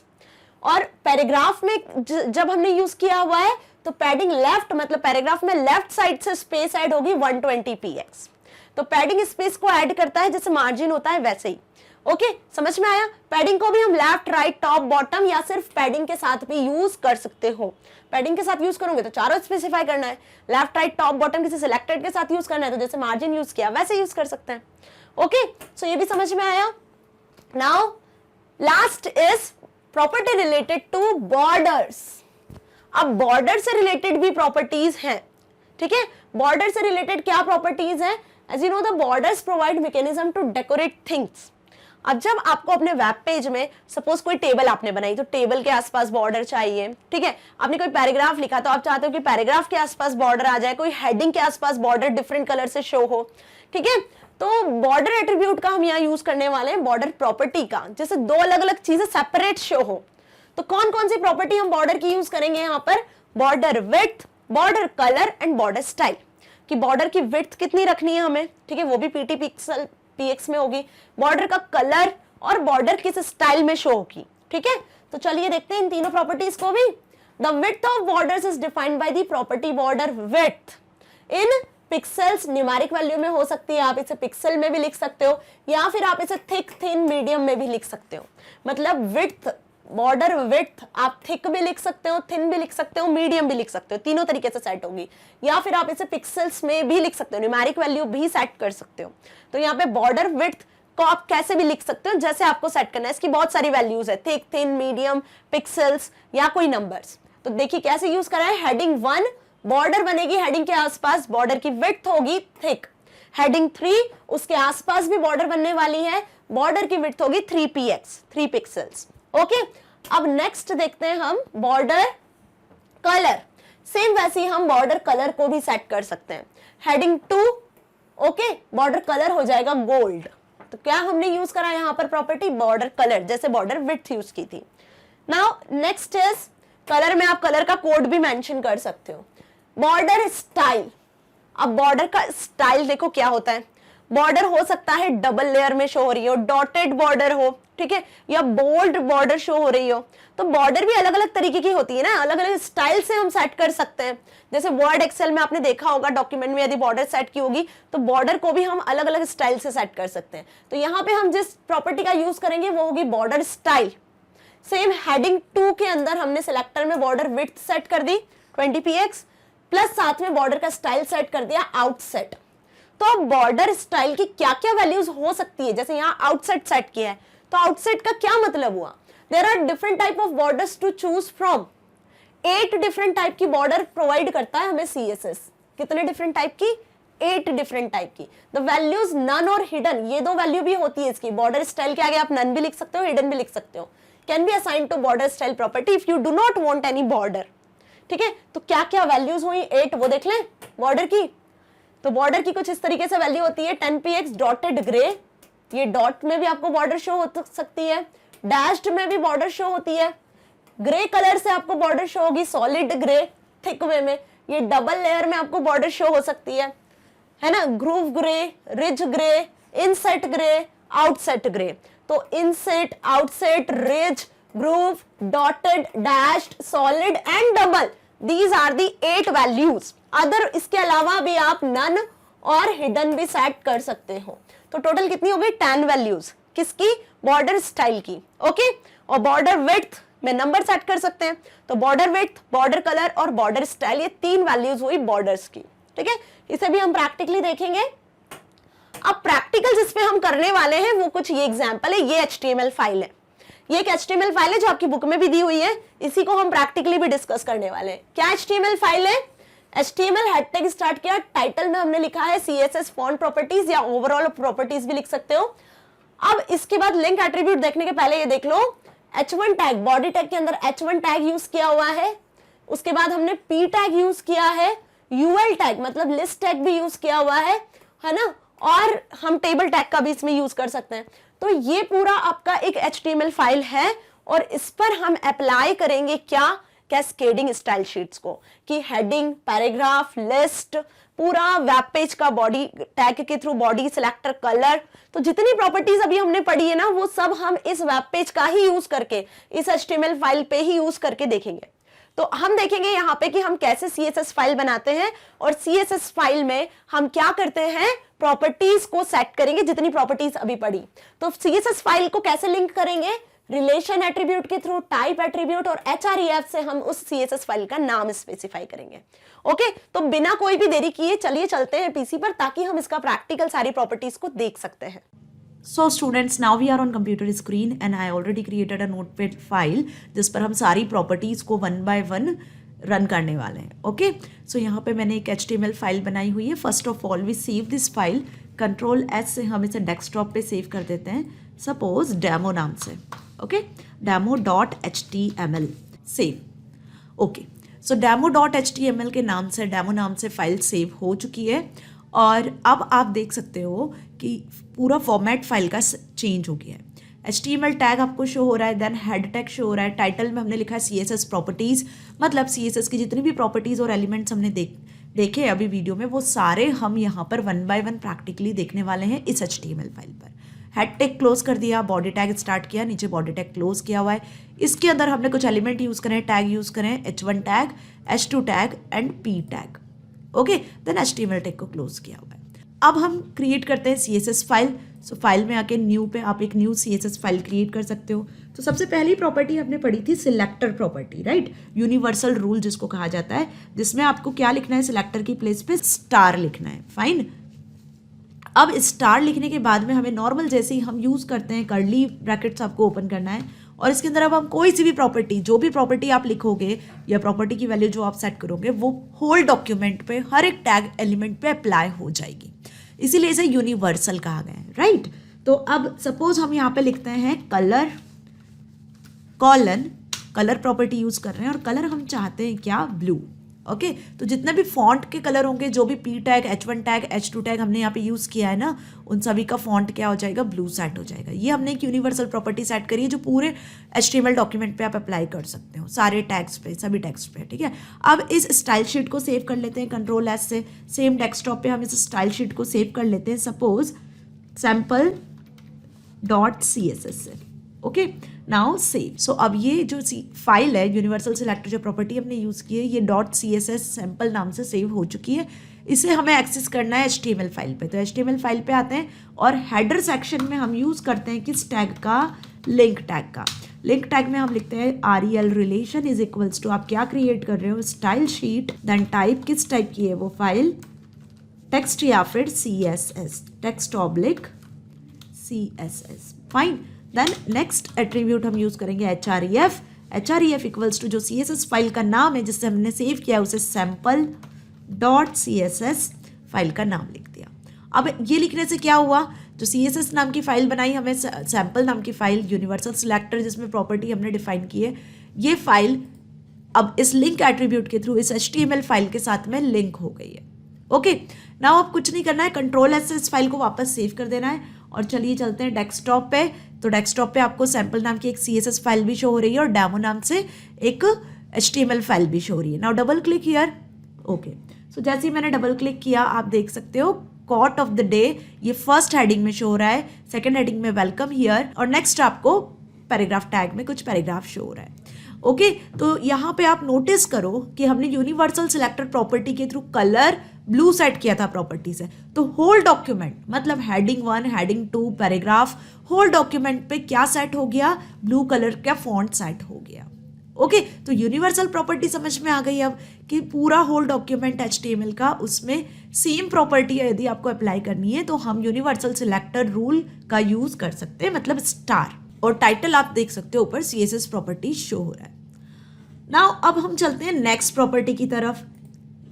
तो इसी सेम HTML डॉक्यूमेंट पे हम सारी प्रॉपर्टीज को देखने वाले हैं जो अभी हमने पढ़ा। यूनिवर्सल प्रॉपर्टी को हटा देते हैं और नेक्स्ट प्रॉपर्टी हमने देखी थी कौन सी, कलर एंड बैकग्राउंड। ओके, तो अब कलर बैकग्राउंड के लिए हमें सबसे पहले यूज करना है कि आपको कलर बैकग्राउंड कहाँ सेट करना है। तो सपोज हम H1 टैग पे अप्लाई करना चाहते हैं, H1 टैग मतलब हेडिंग का कलर हम ब्लू रखना चाहते हैं, सेमीकोलन से हमने पहली प्रॉपर्टी को ऐड कर दिया, नाउ नेक्स्ट आप चाहते हो हेडिंग का बैकग्राउंड कलर भी सेट करना। तो हेडिंग का बैकग्राउंड कलर सेट करने के लिए हम बैकग्राउंड डैश कलर का यूज़ कर लेते हैं। सेमी कॉलन नहीं लगाना है, यहाँ पे कॉलन लगाना है और स्पेस देके आपको लिखना है कि आप बैकग्राउंड कलर कैसा सेट करना चाहते हो। सपोज बैकग्राउंड कलर हम हेडिंग का येलो सेट करना चाहते हैं। ओके, देन सेमी कॉलन से प्रॉपर्टी एंड होती है, ठीक है। आफ्टर दैट इतना समझ में आया। अब इसको कंट्रोल एस से हम सेव कर लेते हैं। नाउ बॉडी सिलेक्टर है, उसका यूज़ करते हैं। बॉडी सिलेक्टर के अंदर हम चाहते हैं कि बैकग्राउंड कलर चेंज हो जाए, किसका? वेब पेज का। तो वेब पेज के बैकग्राउंड कलर के लिए हम बैकग्राउंड कलर एट्रीब्यूट का यूज़ करेंगे। बैकग्राउंड कलर कॉलन और कलर हम सेट कर देते हैं सपोज सियान, ठीक है। Now bracket close. अब देखो यहाँ पे हमने H1 और बॉडी दो सिलेक्टर्स का यूज़ किया है CSS प्रॉपर्टी में कि H1 जो हेडिंग है वो ब्लू कलर से सेट हो जाए और बैकग्राउंड कलर जो है हेडिंग का बैकग्राउंड कलर वो येलो हो। और बॉडी सिलेक्टर के थ्रू हमने यहाँ पे सेट किया है कि बैकग्राउंड कलर किसका? वेब पेज का वो सियान सेट हो जाए। कंट्रोल एस से इस फाइल को सेव कर दिया और अब देखते हैं हमारी फाइल वेब ब्राउजर पे। रिफ्रेश कर लेते हैं फाइल को। आपको डिफरेंस समझ में आ रहा है? मैंने रिफ्रेश किया है तो बॉडी सिलेक्टर की वजह से, बैकग्राउंड कलर की वजह से वेब पेज का बैकग्राउंड आपको सियान दिख रहा है। H1 हेडिंग का कलर आपको शो हो रहा है कैसा? ब्लू। और हेडिंग का बैकग्राउंड कलर मतलब हेडिंग जो हमने की है उसका बैकग्राउंड कलर येलो शो हो रहा है। ओके, तो ये कुछ कलर और बैकग्राउंड रिलेटेड प्रॉपर्टी है। अब हम वेब पेज का बैकग्राउंड भी सेट कर सकते हैं। इसी तरीके से आप इन पर भी कलर और बैकग्राउंड्स को सेट कर सकते हो। वापस आते हैं HTML CSS फाइल पर। नाउ अब यहाँ पर हम चाहते हैं कि बैकग्राउंड इमेज सेट हो। ओके, कहाँ पर? वेब पेज के। तो बैकग्राउंड कलर की जगह पर हम सेट कर देते हैं इमेज, कॉलन लगाते हैं और कॉलन लगाने के बाद में हम इमेज का लिखते हैं पाथ। तो इमेज का पाथ लिखने के लिए आपको यूज करना है URL। ये बिल्कुल उसी तरीके से है जैसे हमने बॉडी टैग में बैकग्राउंड इमेज एट्रीब्यूट का यूज किया था ना, वैसे ही URL में आपको लिखना है फाइल का पाथ। अब देखो फाइल यदि सेम जगह पर सेव है C ड्राइव D ड्राइव में तो आप डायरेक्ट लिख सकते हो, या फिर अगर डिफरेंट पर है तो आप यहाँ पर पूरा पाथ मेंशन करें, लाइक डेस्कटॉप पे, D ड्राइव में या C ड्राइव में प्रॉपर फोल्डर्स के अंदर, ठीक है। तो यहाँ अब लिख दिया है बैकग्राउंड इमेज URL। इमेज हमारे डेस्कटॉप पे पड़ी हुई है download.jfif के साथ। ये JFIF क्या है? इमेज का फॉर्मेट है, ठीक। अब इसे कंट्रोल एस से सेव कर लेते हैं और डेस्कटॉप पे चल के मैं आपको इमेज बता देती हूँ। ये इमेज हमारे डाउनलोड नाम से यहाँ पे सेव है, ठीक है। वापस आते हैं ब्राउजर पे, रिफ्रेश करते हैं फाइल को। अब आप देख सकते हो जैसे ही मैंने रिफ्रेश किया तो हमारी जो डाउनलोड नाम की फाइल इमेज थी वो कुछ इस तरीके से थी, कंप्यूटर एप्लीकेशन वाली। ये जो है बैकग्राउंड में आपको रिपीटेड शो हो रही है क्योंकि इमेज का साइज क्या है? स्मॉल है, ठीक है। तो यहाँ पे यदि ये इमेज रिपीट करना है, आपको नहीं रिपीट करना है, X एक्सिस में रिपीट करना है, Y एक्सिस में रिपीट करना है, इसके लिए भी हम एक CSS प्रॉपर्टी का यूज़ करते हैं। ओके, तो वापस आते हैं CSS फाइल पे और यहाँ पे यूज़ करते हैं हम एक और प्रॉपर्टी का जिसका नाम है बैकग्राउंड डैश रिपीट। कौन सी property? Background dash repeat. Okay, colon लगाना है और कॉलन लगाने के बाद में अब यहाँ पे आप 4 इसकी वैल्यूज होती हैं बैकग्राउंड रिपीट की। Repeat X, repeat Y, repeat या नो रिपीट। रिपीट तो हो रही है, डिफॉल्ट आपने देखा कि रिपीट हो रही है क्योंकि स्मॉल साइज की इमेज है। यदि आपको उसको रिपीट नहीं करना है तो पहले हम देख लेते हैं नो रिपीट। नो लिखना है, डैश लगाना है, देन आपको लिखना है रिपीट। ओके, सेमीकोलन से एंड कर देना है। कंट्रोल एस से सेव कर लेते हैं। सेव करने के बाद में वापस चलते हैं ब्राउजर पे और कर लेते हैं रिफ्रेश फाइल को। जैसे मैं रिफ्रेश करूंगी तो आप देखोगे कि जो इमेज रिपीट हो रही है ना, अभी इमेज रिपीट नहीं होगी। ओके, तो जैसे मैंने रिफ्रेश किया आप देख रहे हो जो इमेज है उसका साइज जितना था उसके अकॉर्डिंग शो हो रहा है और रिपीट नहीं हो रही है। अब आप चाहते हो कि ये इमेज X एक्सिस या Y एक्सिस पे रिपीट हो तो उसके अकॉर्डिंग भी हम इसे सेट कर सकते हैं इसकी वैल्यू को। सिंपल आपको कुछ नहीं करना है, यहाँ पे लिखना है रिपीट X या रिपीट Y, तो उसके अकॉर्डिंग क्या होगा? इमेज रिपीट होगी। रिपीट X लिखा है, कंट्रोल एस से सेव कर दिया CSS फाइल को। वापस आते हैं ब्राउजर पे और करते हैं इसको रिफ्रेश। तो अब जो इमेज है वो X एक्सिस सभी समझते हैं ना, X एक्सिस के अकॉर्डिंग रिपीट हो रही है। सिंपल यदि रिपीट Y करोगे तो आपको Y एक्सिस के अकॉर्डिंग जो इमेज है वो रिपीट होके शो होगी। ओके, चलिए इसको प्रैक्टिकली भी देख ही लेते हैं। रिपीट वाई जब हमने किया, कंट्रोल एस से सेव किया, तब क्या होगा, ये जो फाइल है आपकी, इसमें जो इमेज है वो वाई एक्सिस के अकॉर्डिंग रिपीट होके शो होगी। ओके, तो इस तरीके से हम क्या कर सकते हैं, यहाँ पर बैकग्राउंड कलर, इमेज और कलर एट्रीब्यूट का यूज कर सकते हैं। ठीक है, अब हम डिस्कस करने वाले हैं नेक्स्ट प्रॉपर्टी के बारे में, फॉन्ट रिलेटेड प्रॉपर्टीज। अब फॉन्ट रिलेटेड प्रॉपर्टीज कुछ हमने 5 प्रॉपर्टीज पढ़ी थी, font family, font style, font variant, font size and font weight. Okay, इन्हें हम अप्लाई करेंगे डिफरेंट हेडिंग्स, पैराग्राफ्स और हर जगह पर, ताकि आपको अलग अलग डिफरेंस शो हो सके। ओके, नाउ H1 हेडिंग पे सबसे पहले हम अप्लाई करते हैं फॉन्ट प्रॉपर्टीज को। एंटर प्रेस किया मैंने, और यहाँ से हम अब अप्लाई करेंगे फॉन्ट प्रॉपर्टीज को। सो फॉन्ट फैमिली, अब फॉन्ट फैमिली का प्रॉपर्टी का मतलब क्या हुआ, जो हम अभी तक सेट करते आ रहे थे, मतलब आप फॉन्ट का कैसा फेस रखना चाहते हो, जो फॉन्ट आप लिखने वाले हो वो कैसे होंगे, एरियल होंगे, टाइम्स न्यू रोमन होंगे, वर्धना होंगे, है ना, किस टाइप के होंगे। तो यहाँ पे सपोज हम सेट करते हैं हेडिंग 1 का font times New Roman. Okay, अब यदि टाइम्स न्यू रोमन आपके सिस्टम में इंस्टॉल नहीं होगा तो ये किस तरीके से सेट हो जाएगा, फॉन्ट सेरिफ के तरीके से सेट हो जाएगा। ओके, तो ये पहली प्रॉपर्टी हमने फॉन्ट की यूज की, फॉन्ट फैमिली। कहाँ यूज करी, H1 हेडिंग के लिए। सेकंड H1 हेडिंग पे हम अप्लाई करते हैं नेक्स्ट प्रॉपर्टी, फॉन्ट वेरिएंट। अब फॉन्ट वेरिएंट प्रॉपर्टी के थ्रू क्या कर सकते हैं हम, जो फॉन्ट है वो आपको नॉर्मल रखने हैं, स्मॉल लेटर्स में रखना है, कैपिटल लेटर्स में रखना है, कैसे आपको रखना है। सपोज हम यहाँ सेट कर लेते हैं font variant normal. Okay, semicolon से इस प्रॉपर्टी को एंड कर देते हैं। देन नेक्स्ट प्रॉपर्टी हम फॉन्ट की सेट करते हैं अब font size. Now font size का मतलब क्या है, यहाँ पे आपको फॉन्ट का साइज जो बाय डिफॉल्ट अपन सेट करते हैं ना 11, 12, 13, 14, उसी तरीके से यहाँ पे हम फॉन्ट का साइज सेट करते हैं 4 तरीके से। ओके, तो फॉन्ट का साइज हम यहाँ पे सेट कर रहे हैं सपोज 30 px। px का मतलब पिक्सल, ये चारों चीज़ें मैं आपको बता चुकी हूँ। pt के फॉर्म में, पॉइंट के फॉर्म में भी आप सेट कर सकते हो। एब्सोल्यूट टाइप होता है ये। देन रिलेटिव टाइप em और परसेंटेज में भी हम फॉन्ट के साइज को सेट कर सकते हैं। ओके, तो अभी हमने यहाँ पे H1 हेडिंग का साइज सेट किया है font size 30 px। Clear. Now अब हम सेट करते हैं नेक्स्ट हेडिंग H2 के लिए। ओके, तो यहाँ पे हम नेक्स्ट H2 सिलेक्टर का यूज करते हैं। देन कर्ली ब्रैकेट्स को ओपन करते हैं और कर्ली ब्रैकेट्स में हम सेट करते हैं फॉन्ट डैश फैमिली, वही सारी प्रॉपर्टीज वापस। फॉन्ट फैमिली यहाँ हम सेट कर देते हैं सपोज एरियल, ठीक। देन सेमीकोलन से एंड कर देना है। फिर हम सेट करते हैं font variant colon, font variant हम यहाँ सेट कर देते हैं small caps value. Okay, now semicolon से एंड कर दिया। और अब हम सेट करते हैं font size. Suppose font size आप यहाँ पे सेट कर दो अब किसके अकॉर्डिंग, परसेंटेज के अकॉर्डिंग। ठीक है, तो परसेंटेज के अकॉर्डिंग हम फॉन्ट का साइज सेट कर देते हैं सपोज 20%। क्लियर। नाउ सेमीकोलन और कर्ली ब्रैकेट्स को क्लोज कर देते हैं। अभी हमें यहाँ 2 प्रॉपर्टी और यूज करना है, font weight and font style. तो सपोज फॉन्ट वेट यूज कर लेते हैं। Font weight normal, bold, bolder, 800, 200 इस हिसाब से आप सेट कर सकते हो। फॉन्ट वेट हम यहाँ पर सपोज बोल्डर रखते हैं हेडिंग 1 के लिए, और सिमिलरली यहाँ पर भी आप सेट कर सकते हो फॉन्ट वेट हेडिंग 2 के लिए भी normal. Okay, now font style भी हम यहाँ पर सेट कर सकते हैं। फॉन्ट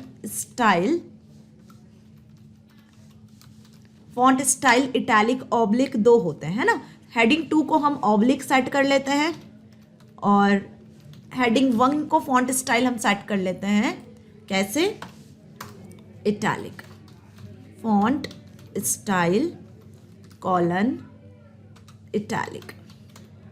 ओके, सो इस तरीके से हमने यहाँ पर 2 हेडिंग्स के लिए फॉन्ट प्रॉपर्टीज को सेट कर लिया है। क्लियर। और बॉडी वाला जो सिलेक्टर था उसे डिलीट कर देता है। तो अब आप देख सकते हो मैंने यहाँ पे क्या किया है, हेडिंग 1 हेडिंग 2 की फॉन्ट प्रॉपर्टीज, जो अभी 5 प्रॉपर्टी हमने देखी वो पूरी 5 प्रॉपर्टीज सेट कर दी अलग अलग तरीके से। ठीक है, कंट्रोल एस से इसे सेव कर लेते हैं और सेव करने के बाद में चलते हैं ब्राउजर पे और रिफ्रेश करते हैं।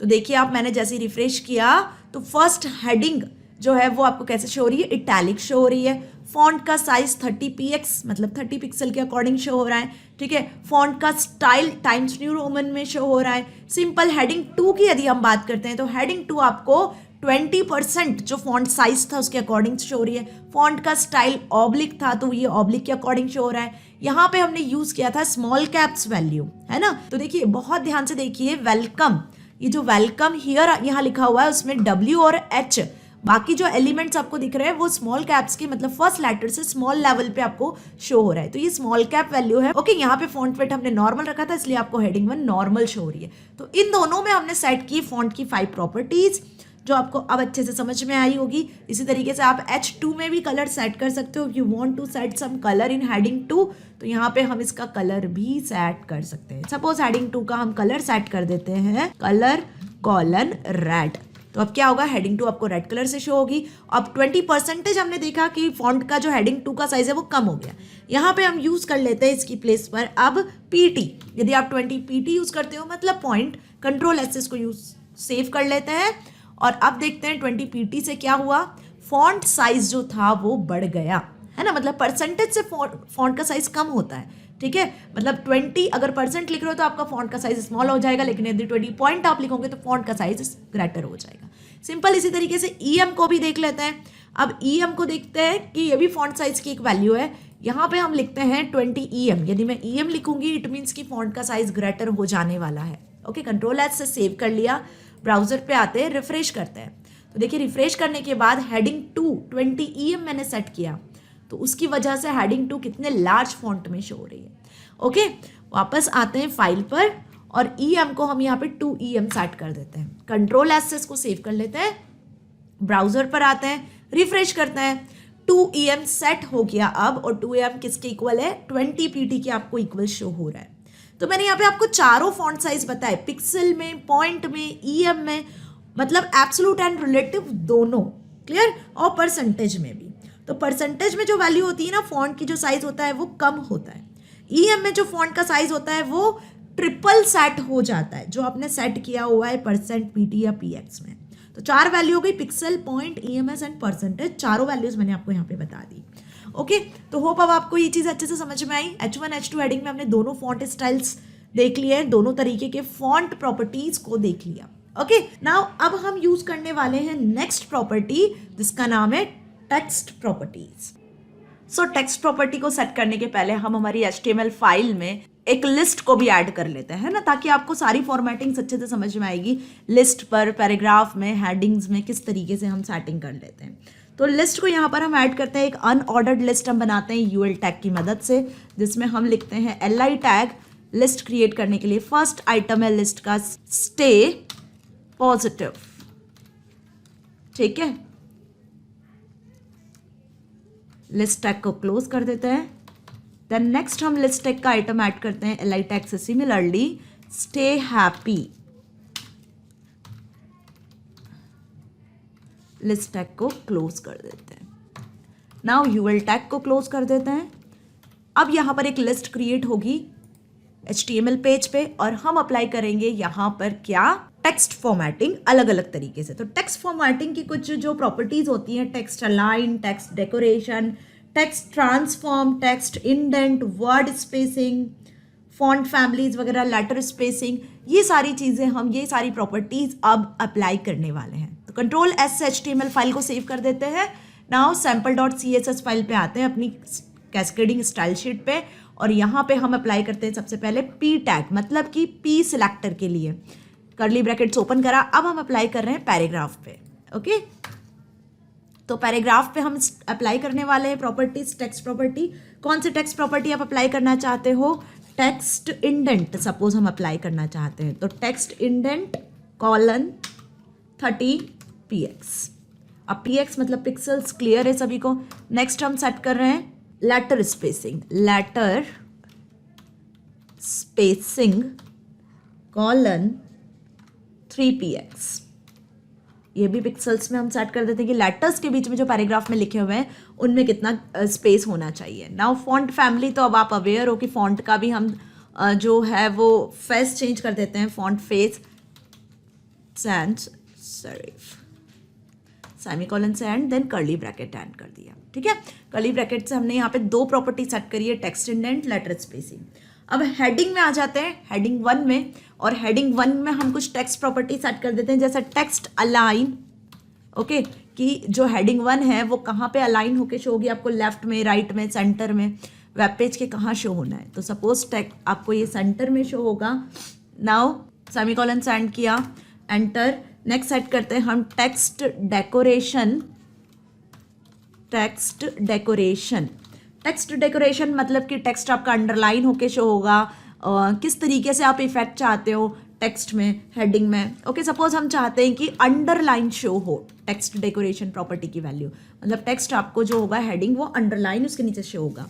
टेक्स्ट ट्रांसफॉर्म, टेक्स्ट ट्रांसफॉर्म के थ्रू हम सेट करेंगे कि जो टेक्स्ट है वो कैसे शो होगा, अपर केस, लोअर केस। अब जो हमारी हेडिंग थी first quote of the day, और उसमें हमने लेटर्स लिखे थे स्मॉल लेटर्स। सपोज हम चाहते हैं कि टेक्स्ट ट्रांसफॉर्म हो जाए किसमें, अपर केस में, तो यहाँ पे हमने सेट कर दी फॉर्मेटिंग प्रॉपर्टी की वैल्यू अपर केस। ओके, अब इसी तरीके से आप पैराग्राफ के साथ, लिस्ट के साथ सपोज हम कुछ फॉर्मेटिंग सेट करना चाहते हैं, तो अब यहाँ पे हम LI सिलेक्टर का यूज़ कर लेते हैं। ना LI सिलेक्टर में हम सबसे पहले यूज़ कर लेते हैं text transform, again property text transform. कैसे आपको चाहिए, LI टैग में कैपिशलाइज चाहिए। अभी हमने अपर केस सेट किया था, अब हम चाहते हैं कि कैपिशलाइज हो जाए। ओके, कैपिशलाइज प्रॉपर्टी भी मैं डिस्कस कर चुकी हूँ। नेक्स्ट प्रॉपर्टी हम सेट करते हैं इसकी लेटर स्पेसिंग। तो यहाँ भी आप लेटर या वर्ड स्पेसिंग कर सकते हो। सपोज वर्ड स्पेसिंग कर देते हैं। देखो, पैराग्राफ में वर्ड्स के बीच में स्पेस हो सकती है ना, तो यहाँ भी आप वर्ड स्पेसिंग का यूज़ कर सकते हो पैराग्राफ में। सपोज वर्ड स्पेसिंग प्रॉपर्टी भी हम यहाँ यूज़ कर लेते हैं पैराग्राफ में। वर्ड स्पेसिंग कितनी होनी चाहिए, 3px, सेम कितनी, 3px, फाइन। अब इसके बाद लिस्ट में जो लेटर्स हमने लिखे हुए हैं वो लेटर स्पेसिंग और लिस्ट स्पेसिंग दोनों आप यहाँ सेट कर सकते हो। लिस्ट स्पेसिंग हम सेट कर लेते हैं सपोज 4px, PT में भी आप सेट कर सकते हो। नाउ नेक्स्ट प्रॉपर्टी फॉन्ट, यदि आपको सेट करना है तो आप फॉन्ट का कलर भी सेट कर सकते हो। सपोज हम सेट कर लेते हैं font family Arial. Okay, colour set कर लेते हैं, कलर लिस्ट में जो भी एलिमेंट्स होंगे वो ग्रीन कलर से शो होंगे। देन ब्रैकेट्स को एंड कर लेते हैं, कर्ली ब्रैकेट्स को। तो अब यहाँ पे हमने टेक्स्ट प्रॉपर्टी यूज कर ली। हेडिंग में हमने text alignment, text decoration, text transform property use करी। ये P टैग, पैराग्राफ में हमने letter spacing, word spacing use किया है, फॉन्ट फैमिली यूज किया है, टेक्स्ट को इंडेंटेशन सेट किया है, और जो अभी लिस्ट हमने क्रिएट की उस लिस्ट में भी हमने प्रॉपर्टी सेट की है, transform, letter spacing, font family, colour वगैरह। ठीक है, तो टेक्स्ट की जो 5 प्रॉपर्टीज है वो मैंने यहाँ पे सेट की हुई है हेडिंग में, पैराग्राफ में और लिस्ट टैग में, मतलब अनऑर्डर्ड लिस्ट में। Ctrl+S इसको सेव कर लेते हैं और आते हैं ब्राउजर पे और कर लेते हैं refresh.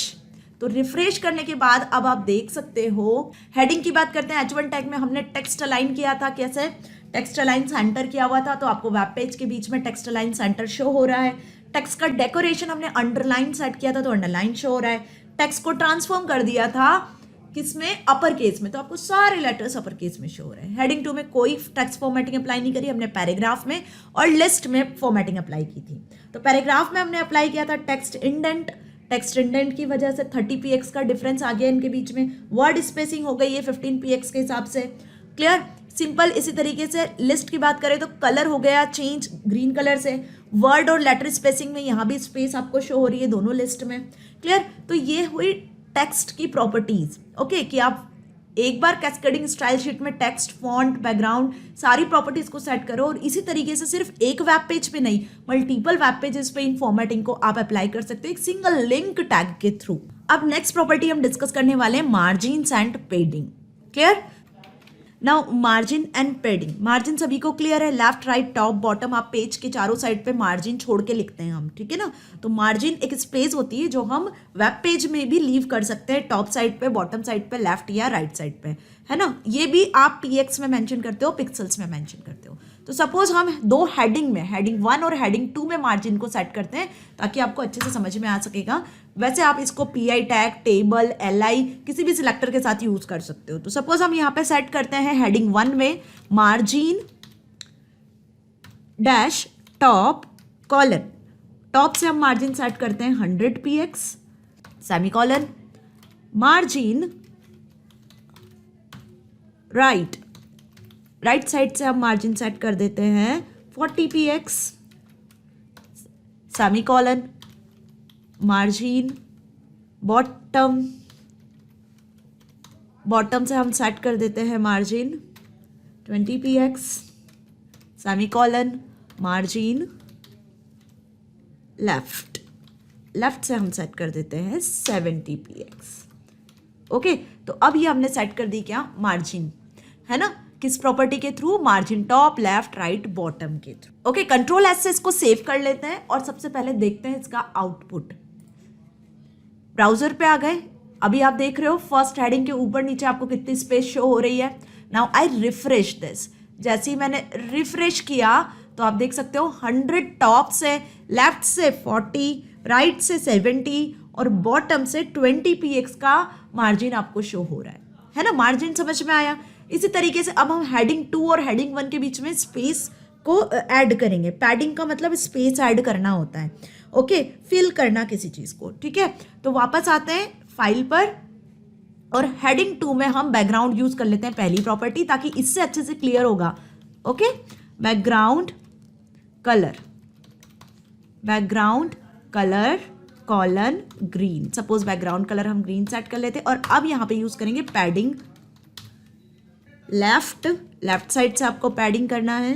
Okay, then 120 px, semicolon, padding right side से आपको पैडिंग करना है, तो इसके लिए लिखेंगे हम पैडिंग राइट 100 px। सिंपल इसी तरीके से हम वैल्यूज को यहां भी सेट कर सकते हैं। ओके, नाउ कंट्रोल एस से फाइल को सेव कर लेते हैं और वापस आते हैं ब्राउजर पर। अभी आप फाइल देख लो किस तरीके से शो हो रही है। जैसे ही मैं रिफ्रेश करूंगी तो इसका बैकग्राउंड कलर, हेडिंग 2 का बैकग्राउंड कलर हो जाएगा ग्रीन और इसमें पैडिंग ऐड हो जाएगी, ठीक है। नाउ आई रिफ्रेश दिस, तो अब आप देख सकते हो इसका बैकग्राउंड कलर चेंज हो गया है और इसमें लेफ्ट और राइट साइड से हमने पैडिंग को यूज किया हुआ है 120 और 100 px। तो उसके अकॉर्डिंग ये जो वैल्यू है, ये देखो, ये 120 और ये 100, मतलब कुछ इस तरीके से लेफ्ट से राइट से पैडिंग हो चुकी है, मतलब स्पेस ऐड हो चुकी है ना। पैडिंग का मतलब आप स्पेस ऐड कर सकते हो। सिमिलरली टॉप और बॉटम में भी हम क्या कर सकते हैं, पैडिंग प्रॉपर्टी का यूज कर सकते हैं। तो मार्जिन और पैडिंग प्रॉपर्टी होप अब अच्छे से समझ में आ गई होगी। ये सब पिक्सल्स में होता है, ये हमें ध्यान रखना है। क्लियर? इसको यूज कैसे करा है वो मैंने अभी आपको बता दिया है। अब हम बात करते हैं नेक्स्ट प्रॉपर्टी की, जिसका नाम है बॉर्डर्स। वो सारी प्रॉपर्टी जो बॉर्डर से रिलेटेड है। ओके, तो वापस आते हैं फाइल पर। ओके, तो H1 H2 हेडिंग में अभी हमने मार्जिन और पैडिंग को यूज करा। अब बॉर्डर प्रॉपर्टी का हम यूज करने वाले हैं। तो बॉर्डर का विड्थ हम सेट कर सकते हैं, बॉर्डर कलर सेट कर सकते हैं, बॉर्डर स्टाइल सेट कर सकते हैं, बॉर्डर्स लगा सकते हैं, ठीक है। अब बॉर्डर भी आप वेब पेज पे भी लगा सकते हो, ठीक है, या फिर आप किसी पर्टिकुलर टेक्स्ट बॉक्स में बॉर्डर ऐड कर सकते हो। तो यहाँ बॉर्डर की कुछ 5 प्रॉपर्टी है, 4-5 property, width, colour, style and border. Okay, suppose हम हेडिंग 1 में ही बॉर्डर भी सेट करते हैं। अब बॉर्डर की 4 प्रॉपर्टी है। बॉर्डर विड्थ हम सेट करने वाले हैं, बॉर्डर विड्थ कॉलन। अब विड्थ की वैल्यू आप पिक्सल में भी सेट कर सकते हो या थिक और थिन करके भी आप सेट कर सकते हो। Okay, border width thick. Border colour हम सेट कर सकते हैं, सपोज ब्लैक। देन अब बॉर्डर स्टाइल डिफरेंट होती है, उसकी भी वैल्यूज मैंने आपको बताई थी। डॉटेड बॉर्डर चाहिए, dashed, solid, double, ridge, inset, outset, कैसी आपको बॉर्डर चाहिए, ये सारी उसकी वैल्यूज होती है। सपोज हम बॉर्डर की स्टाइल डबल सेट कर देते हैं ना, तो थोड़ा सा डिफरेंट शो होगा। इसी तरीके से जो मैंने अभी आपको बॉर्डर्स की वैल्यूज बताई, आप डबल की जगह सॉलिड भी सेट कर सकते हो। ओके, अब ये बॉर्डर के जो एट्रीब्यूट है वो आप पैराग्राफ के साथ, लिस्ट के साथ, हेडिंग्स के साथ, टेबल के साथ, किसी के भी साथ सेट कर सकते हो, है ना। कंट्रोल एस से सेव कर लेते हैं फाइल को और आते हैं ब्राउजर पे। देखो अभी ब्राउजर पे हेडिंग 1 में हमने बॉर्डर अप्लाई किया है। हेडिंग 1 के आसपास अभी आपको किसी भी कलर की बॉर्डर शो नहीं हो रही है। हमने बॉर्डर का कलर ब्लैक सेट किया है, स्टाइल डबल सेट किया है। रिफ्रेश करती हूँ फाइल को, जैसे ही रिफ्रेश किया आपको बॉर्डर शो हो रही है। थिक हमने रखी है बॉर्डर की विड्थ, और बॉर्डर की विड्थ के साथ डबल आपको बॉर्डर शो हो रही है क्योंकि इसका स्टाइल डबल था और कलर था बॉर्डर का ब्लैक, इसलिए ब्लैक कलर शो हो रहा है। सो इसी तरीके से आप बॉर्डर पैराग्राफ में, लिस्ट में कहीं भी सेट कर सकते हो। ओके, तो बॉर्डर एट्रीब्यूट भी समझ में आ गया अच्छे से, फाइन। तो यहाँ पे खत्म होती है आपकी प्रॉपर्टीज। कौन सी? CSS में जितने भी एलिमेंट्स और हमने प्रॉपर्टीज देखे अभी, फॉन्ट से रिलेटेड, टेक्स्ट से रिलेटेड, बॉर्डर से रिलेटेड, कलर से रिलेटेड, सारी चीजें। ओके, सो होप आपको ये सारी प्रॉपर्टीज जो मैंने यहाँ पे प्रैक्टिकली एक एक ऑप्शन के साथ आपको समझाई है समझ में आ गई होगी और आप जरूर इसका प्रैक्टिकल करके देखें। सो स्टूडेंट्स, होप जो अभी हमने प्रैक्टिकल किया वो आपको बहुत अच्छे से समझ में आया होगा, जिसमें हमने CSS की सारी प्रॉपर्टीज को डिटेल में डिस्कस किया एक सिंगल CSS फाइल के थ्रू। तो हमने एक CSS फाइल बनाई और उसको एक HTML फाइल के साथ में लिंक किया था, लिंक टैग का यूज करके, जिसे हम हेडर सेक्शन में मेंशन करते हैं। ठीक है, href एट्रीब्यूट में CSS फाइल का नाम लिखा था। अब इस CSS फाइल को सिर्फ हम एक ही HTML फाइल में नहीं, आप मल्टीपल वेब पेजेस के साथ, मल्टीपल HTML फाइल के साथ में लिंक कर सकते हो और इन सारी CSS प्रॉपर्टी को एक बार क्रिएट करके मल्टीपल टाइम्स यूज कर सकते हो। यही CSS फाइल का स्पेशली बेनिफिट है। सो होप आपको अच्छे से समझ में आया होगा और आप इसका प्रैक्टिकल भी जरूर करके देखेंगे, ताकि ये सारी प्रॉपर्टीज जो मैंने बताई इनकी अलग अलग वैल्यूज के साथ में आप इसे यूज करो, ताकि आपको प्रैक्टिकली भी अच्छे से समझ में आ सके। सो यदि आपको मेरी वीडियो अच्छी लगी है तो इसे आप magnetbrains.com गूगल पे टाइप करके फर्स्ट लिंक पे जब आप क्लिक करोगे, इस तरीके से होम पेज आपके सामने शो होगा और इस होम पेज में आपको कुछ नहीं करना है, अपनी क्लास को सिलेक्ट कर लेना है, क्लास 10। जैसे ही आप क्लास 10 सिलेक्ट करोगे तो यहाँ आपको मिलेगा अपना सब्जेक्ट क्लास 10 कंप्यूटर एप्लीकेशन और आपको सिलेक्ट करना है watch now. Now you select watch now. जैसे ही आप वॉच नाउ पे सिलेक्ट करते हो तो आप आ जाओगे कंप्यूटर एप्लीकेशन वाले सब्जेक्ट पे और यहाँ नीचे आपको सारे वीडियो लेक्चर्स मिल जाने हैं।